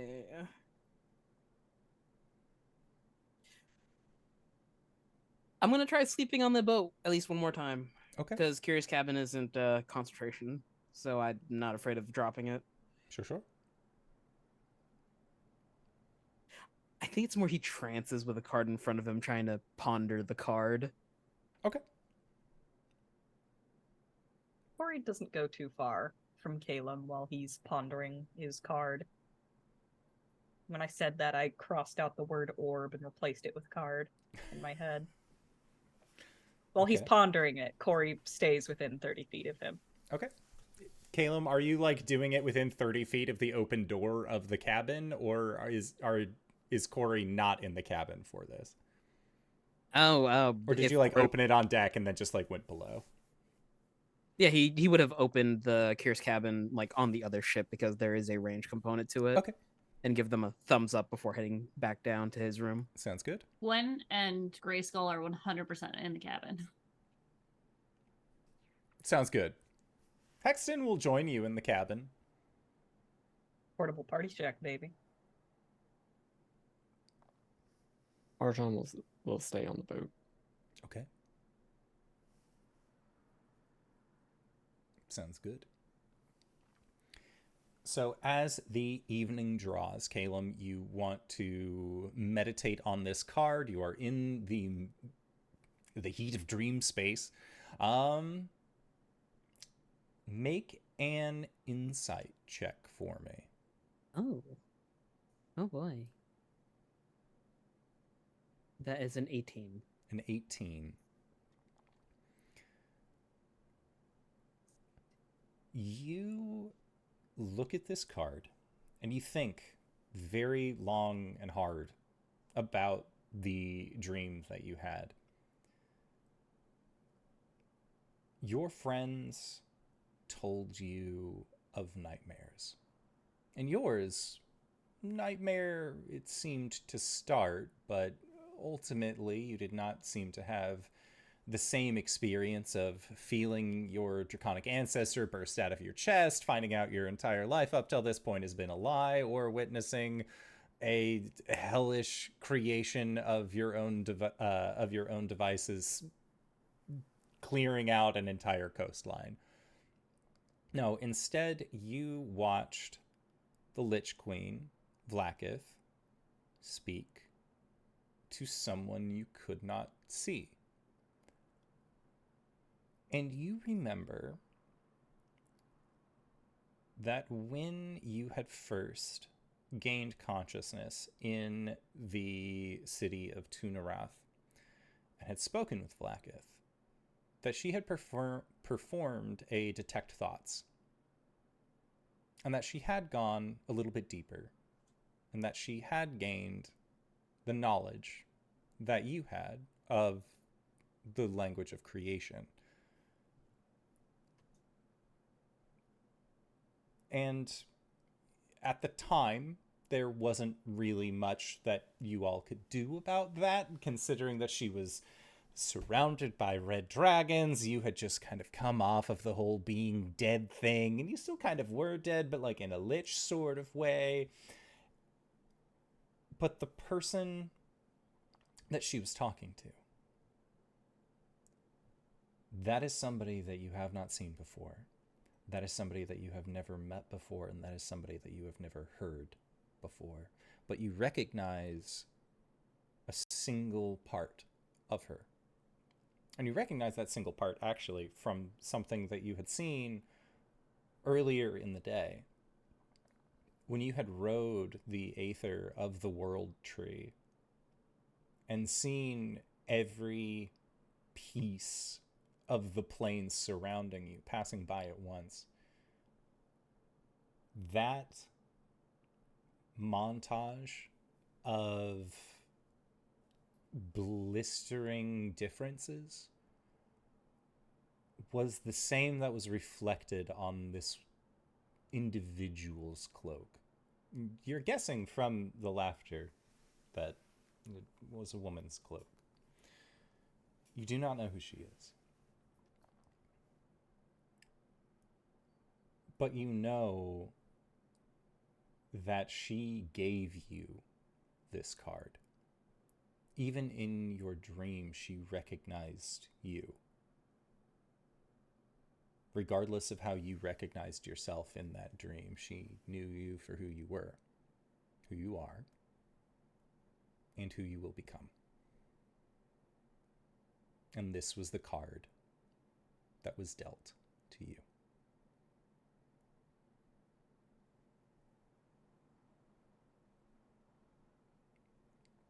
And that is what Well, you that get. gives me nothing. Still a whole lot. I got some context clues, but that's about it. That is correct. Cori, you watch Caelum focusing on this card. Not a whole lot is happening. He just seems to be very, very focused on it. You can also, I would say, make an insight check as well. To like not necessarily just look at Caelum, but also look at the card, because you are meditating close enough, and at this point we've established that proximity allows our elves to share partial meditation with each other. I got a 3. Okay. 3. Cori, you see the same imagery that Caelum sees, but you don't have the names to really put. Like, it is where Caelum described this woman's laugh like smoke. It seems that smoke is too pervasive for you to truly see anything other than the shifting ever behind that smoke. And when you look at that card, you know that that isn't for you. You don't want it to be for you, not out of fear and not out of anger. But there is something deeply rooted in your mantlehood that does not like that card. It does not like what that card represents. Not the Fool, but the Tarot.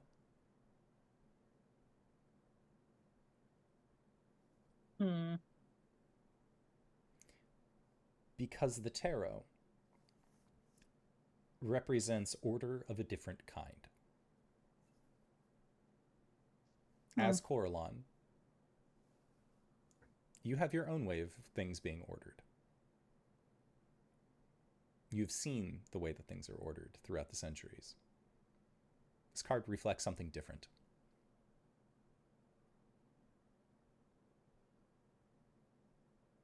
An element of change.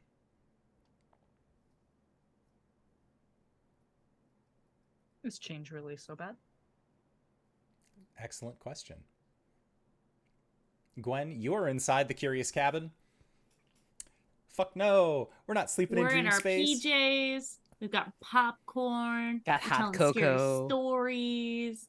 We're telling stories of battle. I'm sorry, Simon. I'll keep it's quiet.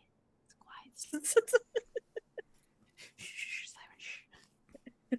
Go to sleep. Go to sleep. Go to sleep. Tell mom. Tell mom. Yeah, so we're just like, getting rowdy, maybe having a pillow fight. Okay. Summer Cori is there for sure. Huh? Yeah. Oh, Summer Cori is there for sure. Awesome. Yeah. Okay. Yeah, so Summer Cori is participating in this pillow fight. At one point, Gwen, Summer Cori will ask for the rematch of a century. It seems that one of their strongest memories in summer form was wrestling back when y'all were going after some cave fishers. Hell yeah. Way back when. It seems like Summer Cori does not want to lose. As she does. And to be fair, Cori's previous sentient arm has also made its way into the cabin. And we say Getting popcorn. previous arm, currently sentient is the best way to Uh-huh. describe that. Fair. And they have posted themselves up on a table. And whenever anyone comes by, they immediately go into like an arm wrestling stance. And then like Hexton is like, Hexton does not know how to like balance himself for arm wrestling, nor is he particularly like wanting to arm wrestle with this sentient arm that seems to be there. Yeah. But the arm, you know, it is there to entertain. When it sees like who's fighting between Cori and Gwen, it'll give a thumbs up for a good performance, a thumbs down for a bad performance. But during the count, it will always have its thumb to the side in a gladiatorial kind of way, like, like, yeah. Was this a fight worthy of the champion of the gods? Yeah. But yeah, Gwen, thankfully, Dream Space, no, you don't have to deal with it. And a lot of members of Skiznabat's crew are also here, and they're like kind of getting food and getting a little bit of an element of relief about them. But notably, some members of their crew did have to stay outside to continue piloting the ship in the direction that Caelum is leading. Arjhan, you were staying on the ship as well. So this evening, a lot of things have gone by. A lot of things have been brought to light and kind of come to pass. And this new card that Caelum has in his possession, as far as the order of operations go, as far as everything that's been set, you might as well take care of this, but like you are still number one threat, Caius. And beneath that, the imagery of Tarlean is hard to clear your mind from. If Arjhan is spending the evening on the ship, how does he spend his evening? Caelum and Cori are busy staring at a singular playing card, hoping to gain some semblance of meaning and understanding from it. And you have been effectively left to your own devices.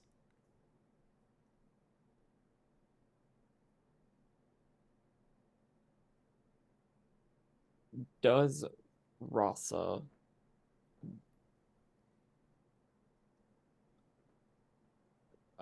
need to sleep somewhere else? Rasa, she would want to know how long you plan to be in this place, because she has the ability, as comes with age and being a trained soldier, that she can push on for several days before having to require a rest. She mostly sleeps because it's nice to take a quick 8 every now and then, but she does not necessarily require sleep in this place, though you can tell that even just being here, she does not particularly like it. She does not particularly care for it, because this is a place that does not make sense. A place that cannot make sense. How long do we plan on being here? You know that your trip, from what Skiznabat had told you, you were looking at most 3 more days of travel, and that is including your stoppage. She can push on. And then you would all be arriving into Doom Space with her not having slept. Or she could try and get some shut-eye, either here or, again, notably somewhere else.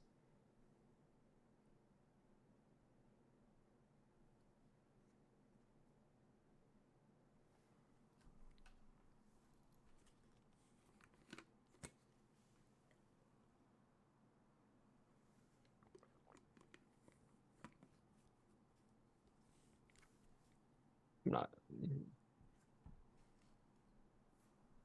I mean, Arjhan doesn't have anything else that he really needs to do. Okay. or wants to do. Just checking on Rasa. Yeah. Okay.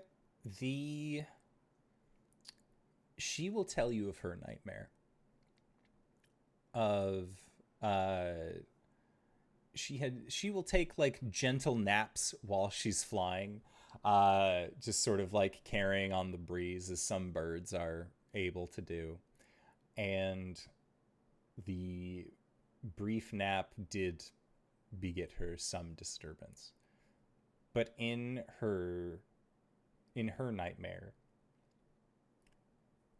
she was alone. There was no warmth of gold. There was no warmth of the queen. You were not there pointedly. And she felt once again that she was at the bottom of a ladder that no one was paying attention to. She feels pointedly not great about that, but she knows that that is not the case, that now she has wealth and she works directly for Tiamat after earning quite a title for herself in Blacketh's forces as well. She has everything that she could want,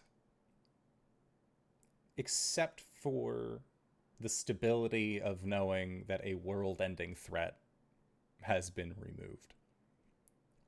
And she is focused, determined to see that through to the end by your side.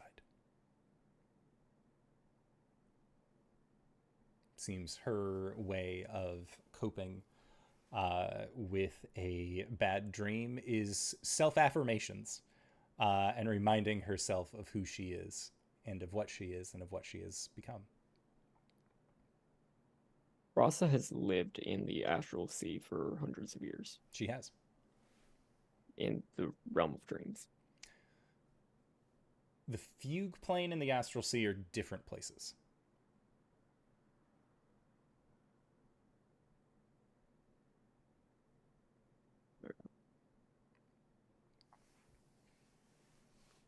She has seen dreams come to life through very powerful wizards.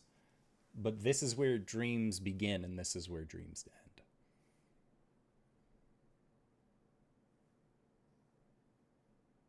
end. Okay. I was wondering if she had any insight on, like,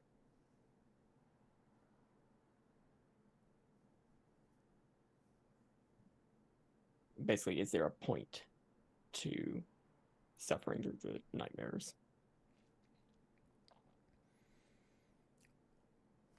Let me see if she knows. Get that stuff out of there. Yeah. And she will say, I do not believe that there is a point to suffering through a nightmare. If you are experiencing a nightmare, it is smarter to wake up from it if you can and try again later. But nightmares in this place can be more targeted than an unrestful night's sleep is willing to warrant.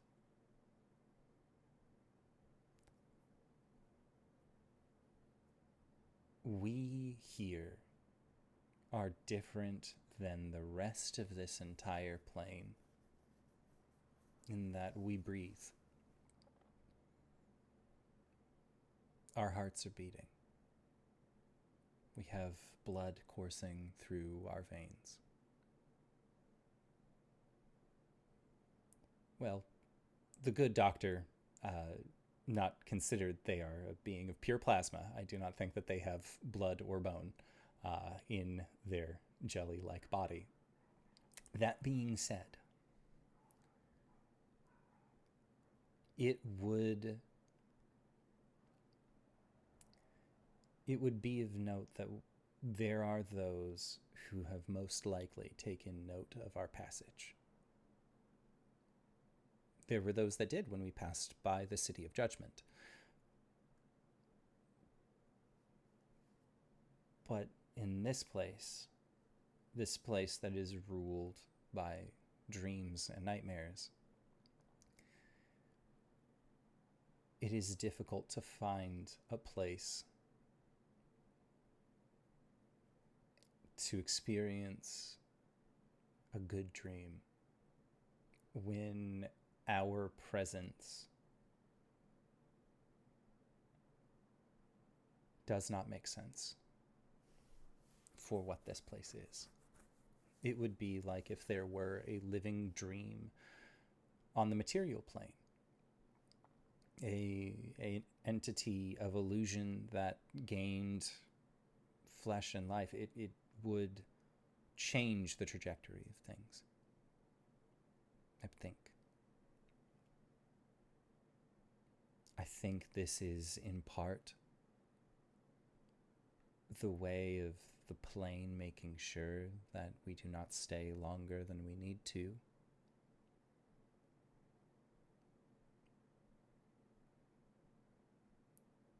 But there is a denizen here that you have told me about that does not think kindly of your group. And I cannot remove stock from that idea.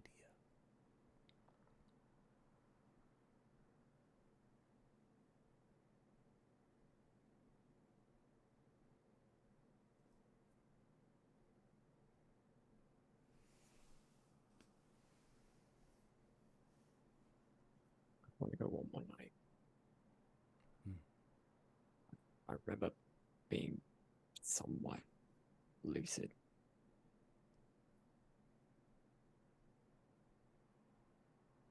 If she is there.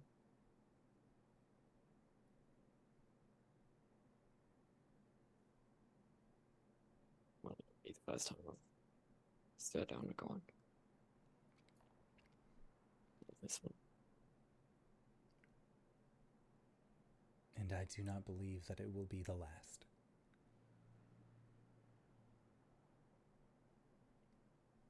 I'm glad you're here.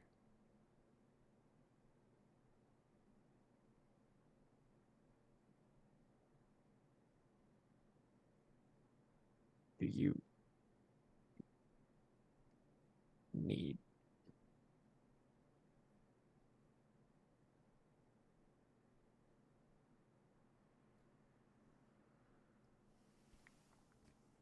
Arjhan just is sort of it cuts himself off because he knows he already asked the question.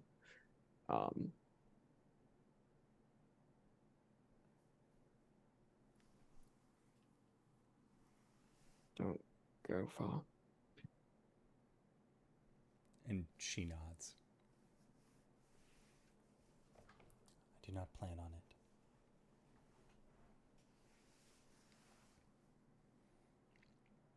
Okay. I'm trying to go to sleep. Sounds good. So I would like for Arjhan, Cori, and Caelum to roll a perception check with disadvantage. Oh.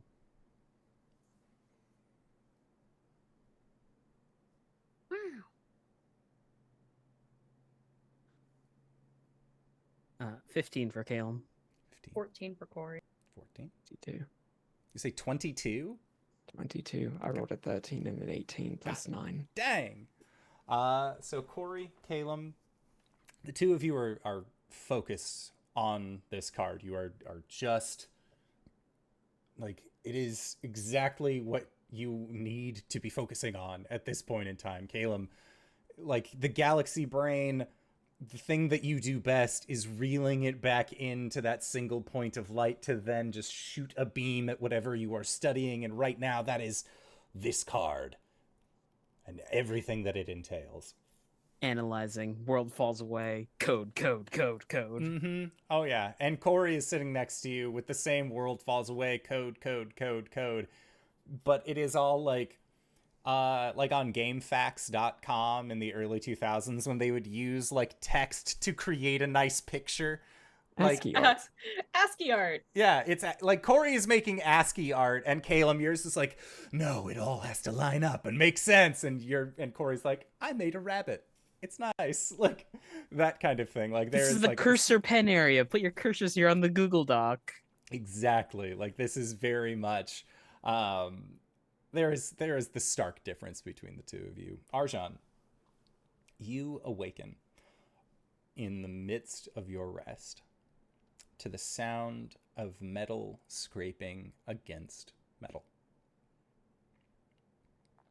You throw off your the blanket that you have. You step I out. don't have a blanket. I have a dragon. You are a dragon. Your blanket of gold. Then. No, Arjhan has been sleeping like up against Rasa, Okay. and it's just been like Got it. getting red dragon heat, body heat. Excellent. Incredible. I love that. In that case, you hear that scraping, scratching sound coming from below the deck. It's coming from inside of the tyrant.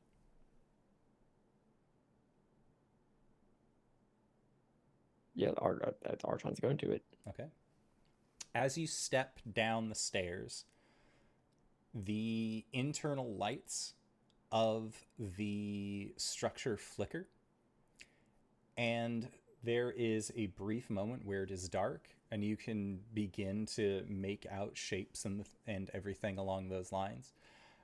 And then the light flickers back on, and you see that carved into the halls and the internal walls of the tyrant, a repeating phrase written in every language imaginable, from cargo bay to helm, the same 4 words ad nauseum: I dream of sleep.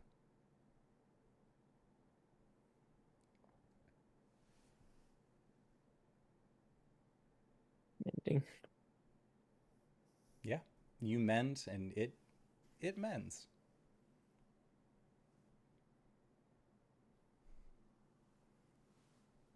Not divine sense, primeval awareness. Okay. Aberration, celestial, anything within a mile. You do not sense anything that would fire on those cylinders. Outside of course, your usual cadre of gods, angelic creatures, halflings, that sort of thing.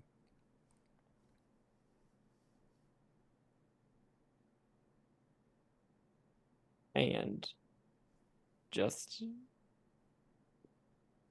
to cover my bases. Never mind. Okay.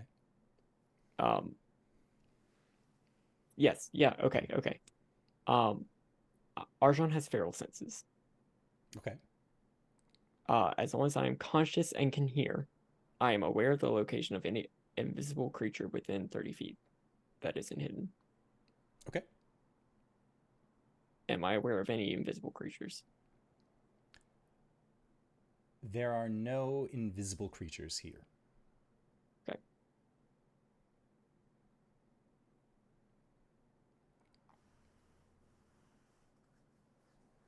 Interesting. Okay. Do you continue to mend while your friends finish their long rest? Sure. Okay. Yeah, it is the start of the movie Prometheus, where like David is walking around the ship with everyone in cryo sleep, like tending, but it's Arjhan cleaning up the I dream of sleeps as he goes, and everyone else is just honk shoeing, except of course Cori and Caelum, who are seeing into the Matrix, but one of them is making pictures out of it, and the other is trying really hard to figure out what's going on. Cori, how are you crocheting the weave? Now the bunny has a flower. And when you awake, the rest of you awake. Arjhan, I would like for you to make a Constitution saving throw for me.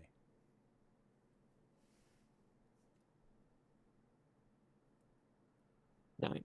A 9. You gain 1 level of exhaustion, as it seems like a terrible night's sleep leading into a half night's sleep does not do a body well.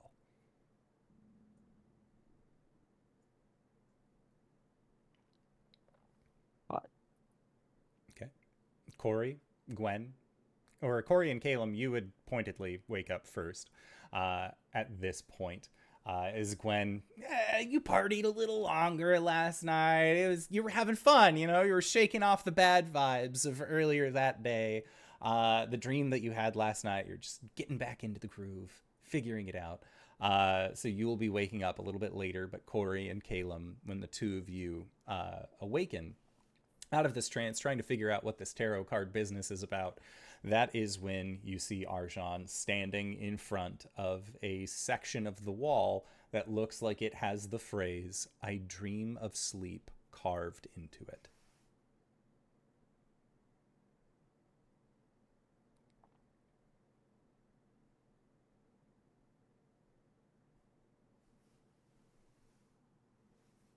John? What have you got there?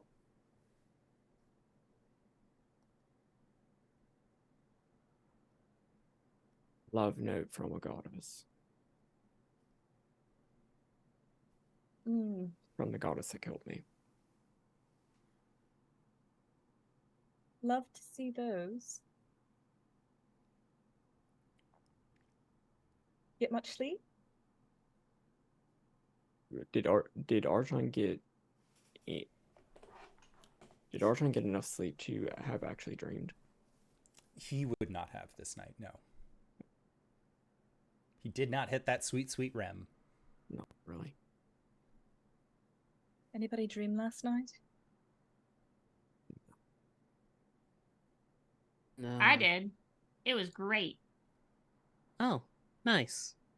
Oh, gosh, that was so much fun.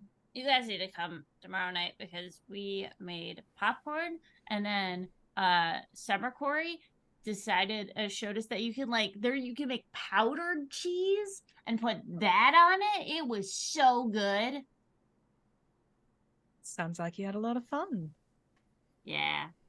We wrestled. Corey, tell him who won. And then Cori sort of looks a little aside. I'd rather not.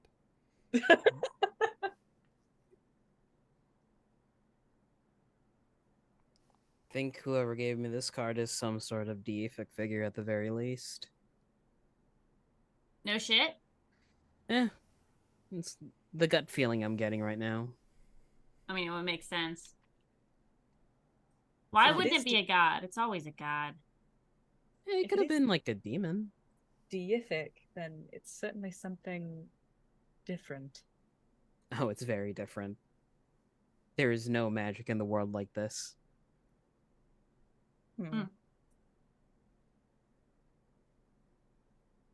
Both empty and full at the same time, Caelum says as he mutters towards the galley to make himself coffee. Well, we should probably be keeping a lookout for Dendar, shouldn't we? It's okay, I've got them on the Poke Tracker. Arjhan, I can keep watch tonight if you'd like to get some sleep. I think Ross and I are gonna go to Vestane for a bit. Not a bad idea. I'm gonna go check on the rest of the crew. Okay. Check on Skiznabat and the rest of the other. Are they having nightmares? The ones who stayed on board do. The ones that stayed in the mansion do not. It seems and the nightmares that you hear are like Bill and Ted. Their nightmares are that they didn't meet each other. Ted dreamed. Tragic. Ted's nightmare was being stuck in a corporate hellscape, and Bill's nightmare was that he had to go. describes a military academy, and you're not really sure. Like, Cori, you went to a military academy, and honestly, like, it wasn't that bad. But for this free spirit, Cori it went to seems the like military this is the academy worst. of candy and raindrops. Yes, he is more talking about, like, going back to Githyanki Military Academy Oof. without boot his camp. best friend. And Yeah. he, like, in the dream, he cannot find pants. Oh my god. It's the worst. Absolute worst. Skiznabat, he dreams that he goes too far ahead from your group, that he loses the blessing of the Githzerai before getting to the black hole. He has had his limbs turned into spaghetti noodles before, and he did not like it. The idea of turning entirely to spaghetti is not a thing that he enjoys, especially if that spaghetti then goes directly to Caius. And it seems like the dreams and nightmares that the crew have, you don't know much of their past. But in these glimpses, in these moments, you can tell that a lot of these nightmares either pick at shortcomings, insecurities, or that there is something that they harbor.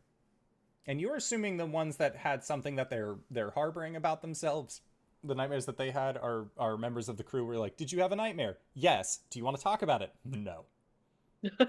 Like, I do not know you that well. I am sorry, but no.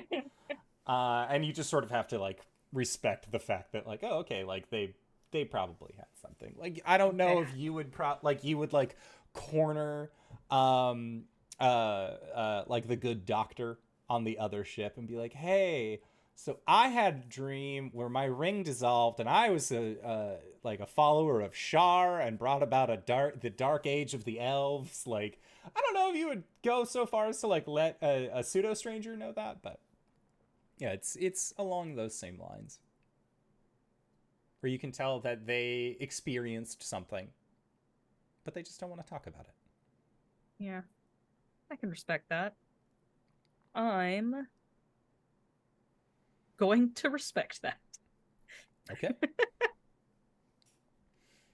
So, as the day progresses, Caelum, eventually and this happens by mid-morning or so, you would believe.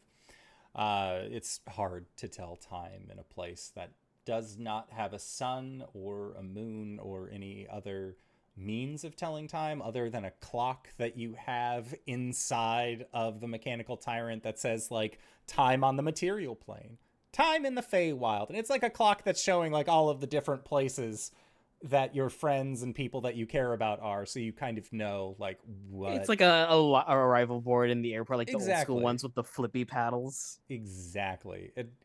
Oh, you best believe it has the sick flippy paddles in it. But you see a familiar sight. You see the plateau that you have spent many, many nights sitting upon. And although your allies and friends have difficulty making it out, Caelum, you know the displacement of the Library of Saloon against the Elemental Royal quite legitimately better than anyone. Your ships fly to this plateau, land, Rasa landing next to them, and Caelum, you lead your group to the doorway of the Library of Saloon. It is a very strange place to feel with your hands, and not in a feeling of that ghost sensation where you're touching something within a dream, but to feel the ancient wood of the door as you take out the lock that you have, this brick and fingies that you have held so close and so dear. and you open it. And inside, the rest of you, I believe some of you have been here before. I don't believe all of you have. Gwen and Cori have been here at least. Mm-hmm. And Arjhan, you see that there is the greatest library that you have ever seen. It looks like the halls extend past where they should, the rows go high, and rather than needing like a sliding ladder to get to a particular bookshelf, these shelves themselves are on rollers and can move in and between themselves without needing to be walked through necessarily. Could I also add a detail? Of course. Every so often you hear the tiny pitter-patter of wooden feet on stone as one of these like doll shatter kai are walking around. There's one with a painted mask that runs up to Caelum and just goes, "Uppy, it's T-Con." They give you uppies. They clap their little wooden hands together. And Caelum, as you bring them up, they unfurl a piece of paper that they had tucked underneath their robe. And you can see a crude drawing of yourself, T-Can, and then it looks like there was another one the size of T-Can that was holding your hand that has been scribbled out. That's a little messed up, but good job. I'll hang this in the galley. And they like their feet are just doing the like little like Animal Crossing kickies. Like it seems like they are just like, okay, hang it up wherever. I drew this for you. Shoulder scrolls up. Welcome to the Library of Saloon, the archives of Mistra, and an annex of the Raven Queen.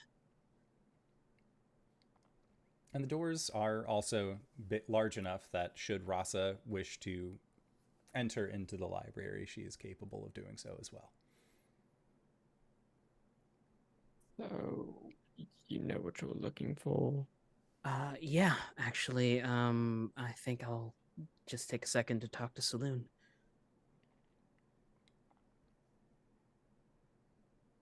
Okay. But feel free to peruse the library. Just put the books back where you found them. The Ravenlings kind of hate it when it's a bit disorganized. And you can see far up in the rafters that there are several ravens that look down.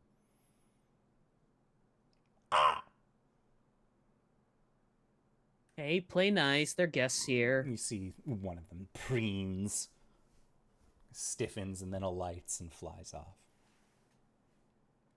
Right, be right back. Okay. And yeah, your group is able to look through the library with every answer as long as you know where to look. Yeah, I think Gwen says specifically, like, is this one of those libraries where we can look at the books or we can't look at the books? There is a ghastly sound of air shifting as you see that there is like a humanoid shape kind of hunched that rests next to you, and in the dirt or in the dust they scrawl, "Feel free to browse." Ha! Oh. Okay. And then under, "Do you require assistance?" Oh, Gwen yells at the book in Giant, because she can only speak Giant right now. Do you have any books on great warriors of the Goliath tribes? There is a nod and a motion to follow as this unseen servant will take you to the works of historical note. No. Take you to read the Great Goliath sagas. And Grayskull, cool. Mm-hmm. Neat. as he follows. And Hexton is sort of just like looking around. He's not super familiar with places like this. He's not against them. He just doesn't really know what he'd even look for. Yeah. Cori, or any of the Cories, is there anything that you would like to look for with the help of one of Caelum's unseen servants? Gosh, I think Cori doesn't like touching books and other goddesses' libraries. Fair Not enough. since the incident. But she does act interested in whatever Arjhan wants to look for.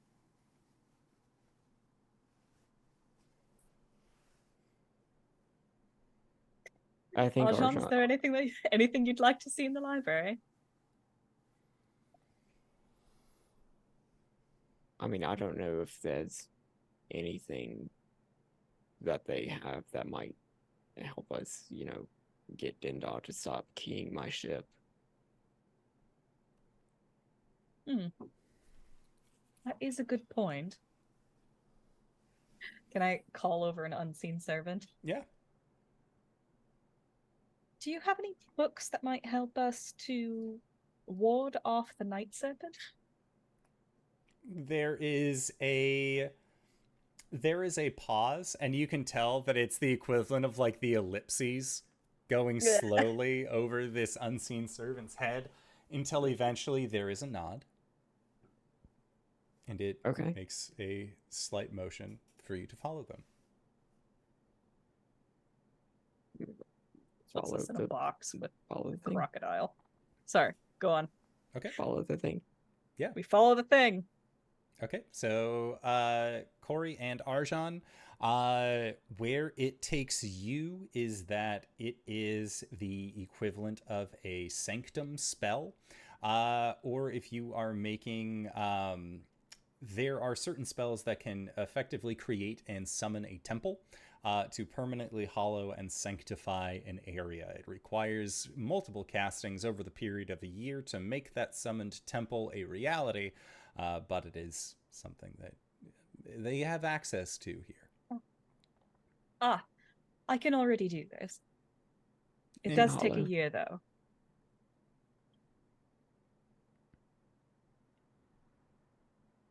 And you realize that with the servant, it has given you exactly what you asked for, though the time frame is often not what is best to have here. Caelum, you see your friends kind of dissipate, and other members of Skiznabat's crew that decided, you know what, like I would rather be in the library than out there right now, have joined you in the library as well. But you are making your way to the podium with that same tome that you have seen countless times, that you know houses saloon, that has the 7-star pattern along the front. And the book opens as you near, and you can hear that same kind of scritching noise. And it says, and it reads, "Magister, lovely to see you in the flesh, so to speak." It's a little weird for me too, but it's exciting to be here. You brought company. Yeah, it was a bit unavoidable, but they're good people. I do not mind company. There was an event on the way here that perturbed me a little bit. We were passing through the Fuchs plane, and apparently my companions had nightmares going through it, but I had this singular dream of Vlaakith and a cloaked figure speaking. And when I awoke, there was this tarot card on my nightstand, and he'll touch it, like where he's kept it in his breast pocket. Lady Saloon, this object is neither made of weave or the shadow weave. This is something completely different. You see that saloon's flowing, elegant handwriting becomes like a quill pressed too hard against the paper, that it loses its flourish. And Saloon asks, as you tell her this, what did she look like? What did she say? And you see larger text that sort of trails off. What did she give you? I couldn't make her out. It was a bit obscure, but I could hear her voice. She had a laugh like smoke, and there is a pointed sound of a sharp object hitting the book. As ink begins to spill into the middle of the page, flip, flip, flip, flip, flip, flip, flip, flip, flip, until it is a new page, and scrawled large text. What did she give you? It was just a tarot card. And he will produce it. The book slams shut. Oh. And a door at the end of the hall that you have never seen open before opens.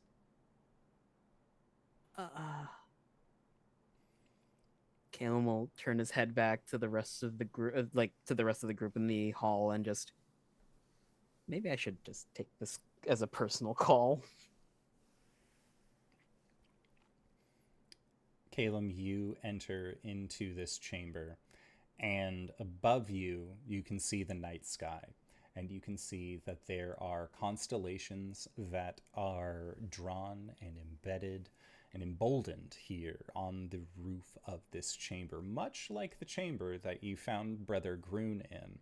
And as the door closes behind you and the low light sort of takes hold, you can see that there are, in these constellations, where the head of whatever creature or action or man would be, where their eye would be located, gleams open.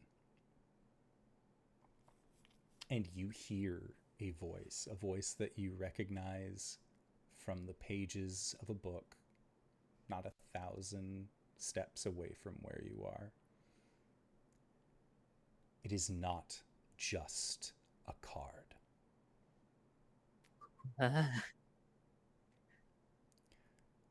He will turn to face the voice.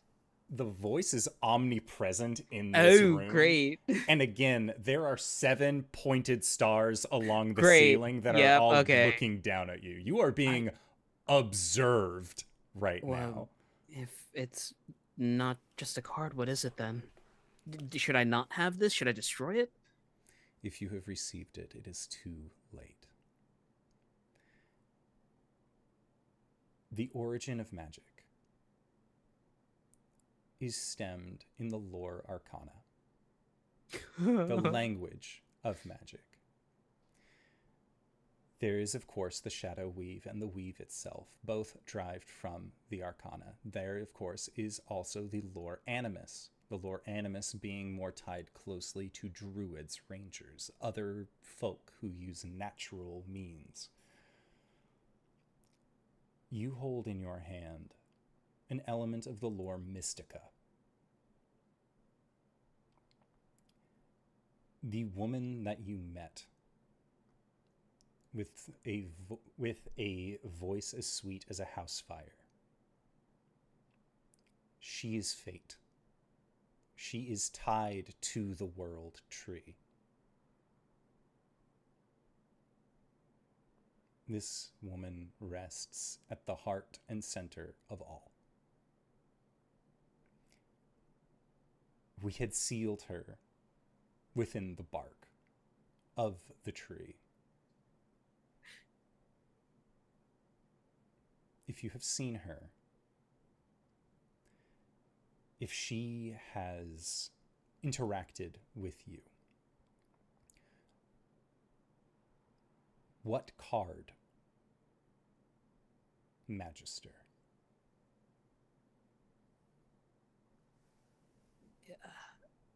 The fool. You feel a room breathe. A deep breath, a meditative breath.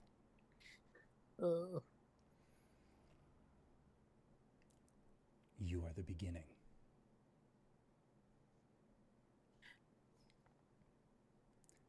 A deck of cards is not a deck if it is just one. If you have been given a card, others will be dealt cards. There is a new age of magic that is approaching.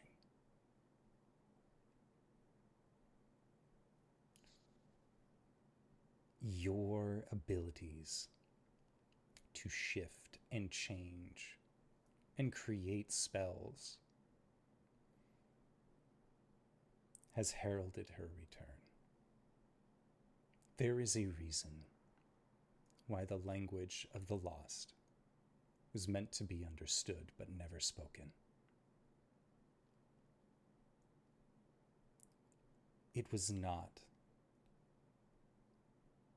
to prevent what happened to my daughter from happening again. It was to prevent the heart of the world tree from stirring.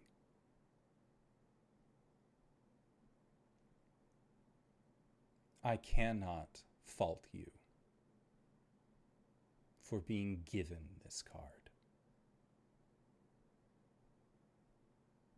But know that as its recipient, you will not be the only one with this ability. Not for long.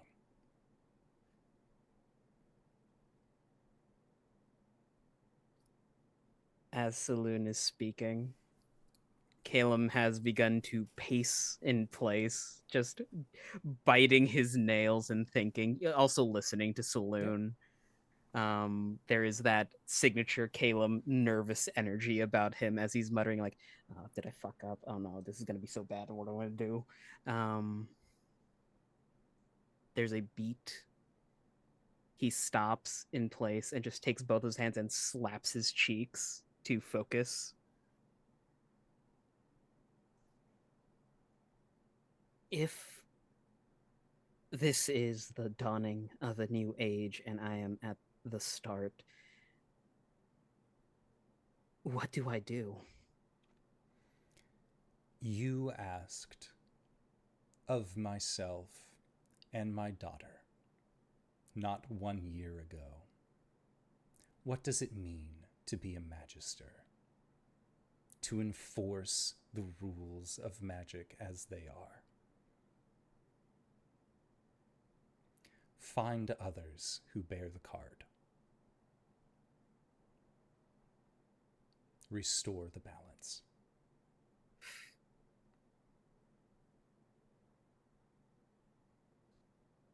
I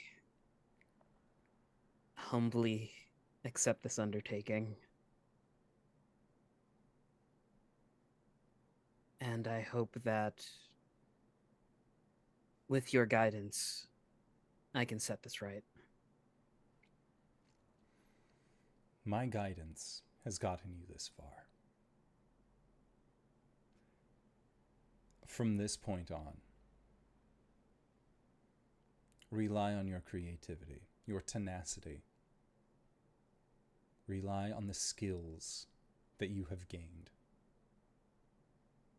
Few wizards are able to rip the skies open and bring down rocks of hellfire on a whim. Fewer wizards yet can repeat this in the same time that it would take for one wizard to perform at a singular time. You are powerful.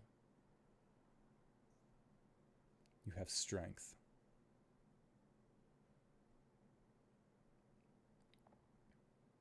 You are not alone. No, you're right. I'm not.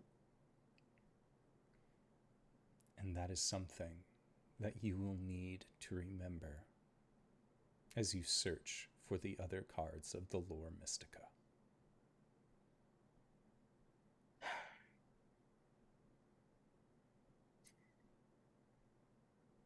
Well, thank you for explaining the situation to me.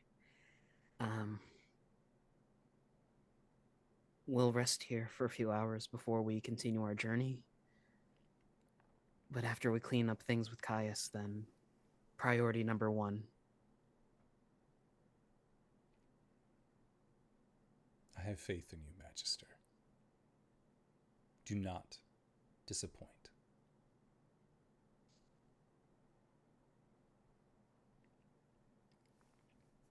And Caelum, the doors to this room open. And as they do, and you feel that kind of writhing sensation in your stomach of having ants in your blood, of anxiety, of just oh, I've never heard her voice before. That was fucking terrifying. Bad times, bad times. Okay, let's go. She used the mom voice. She used the mom voice. She used Fuck, the fuck, mom fuck. voice. She did not send you a mom text message with surprisingly more ellipses than any human ever. She said, "Do not disappoint me." God damn it. And Caelum, as you are having this, Gwen, in the corner of the library where you are reading of the grand Goliath sagas, make a perception check for me. Oh boy. I am alert. Yes, I am, Simon. Thank you. Perception. Ooh, that is a 24. With a 24, you are reading these books, and like honestly, if you could if there was a way that you could hear the story behind this book, like if someone could read it to you directly into your ears, you would definitely receive it, just because it's dense, it's a lot, and your mind is kind of wandering, and then you can hear something upon the glass outside of the library, and you look in the direction of the window, and you can hear a almost skittering sound, and there is a burst of color, but not a whole lot of light sheds through the window. It looks like it's being blocked by something, and you're not sure what.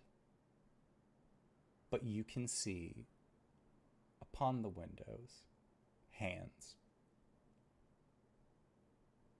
connected to how many bodies you really aren't sure. But as that flash ceases, like roaches when the lights turn on, they dissipate. Cori and Arjhan, I'd like for you both to make a perception check. Gray Skull, did you see that? Natural 1 for a 7.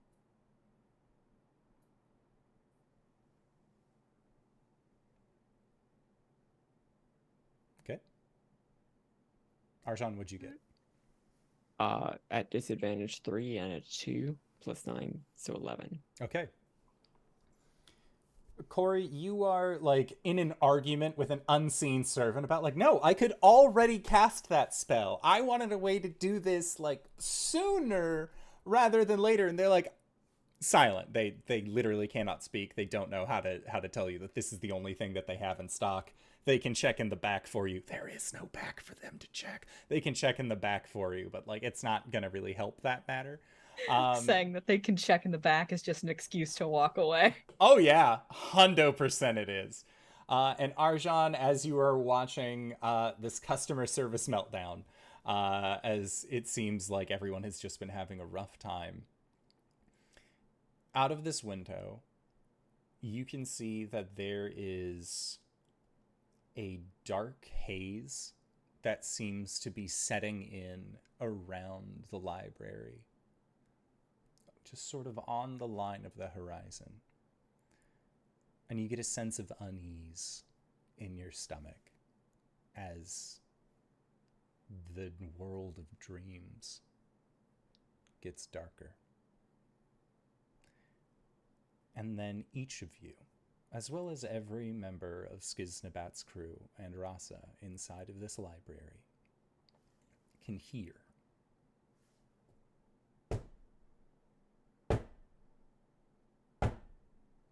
at the front doors of the Library of Saloon.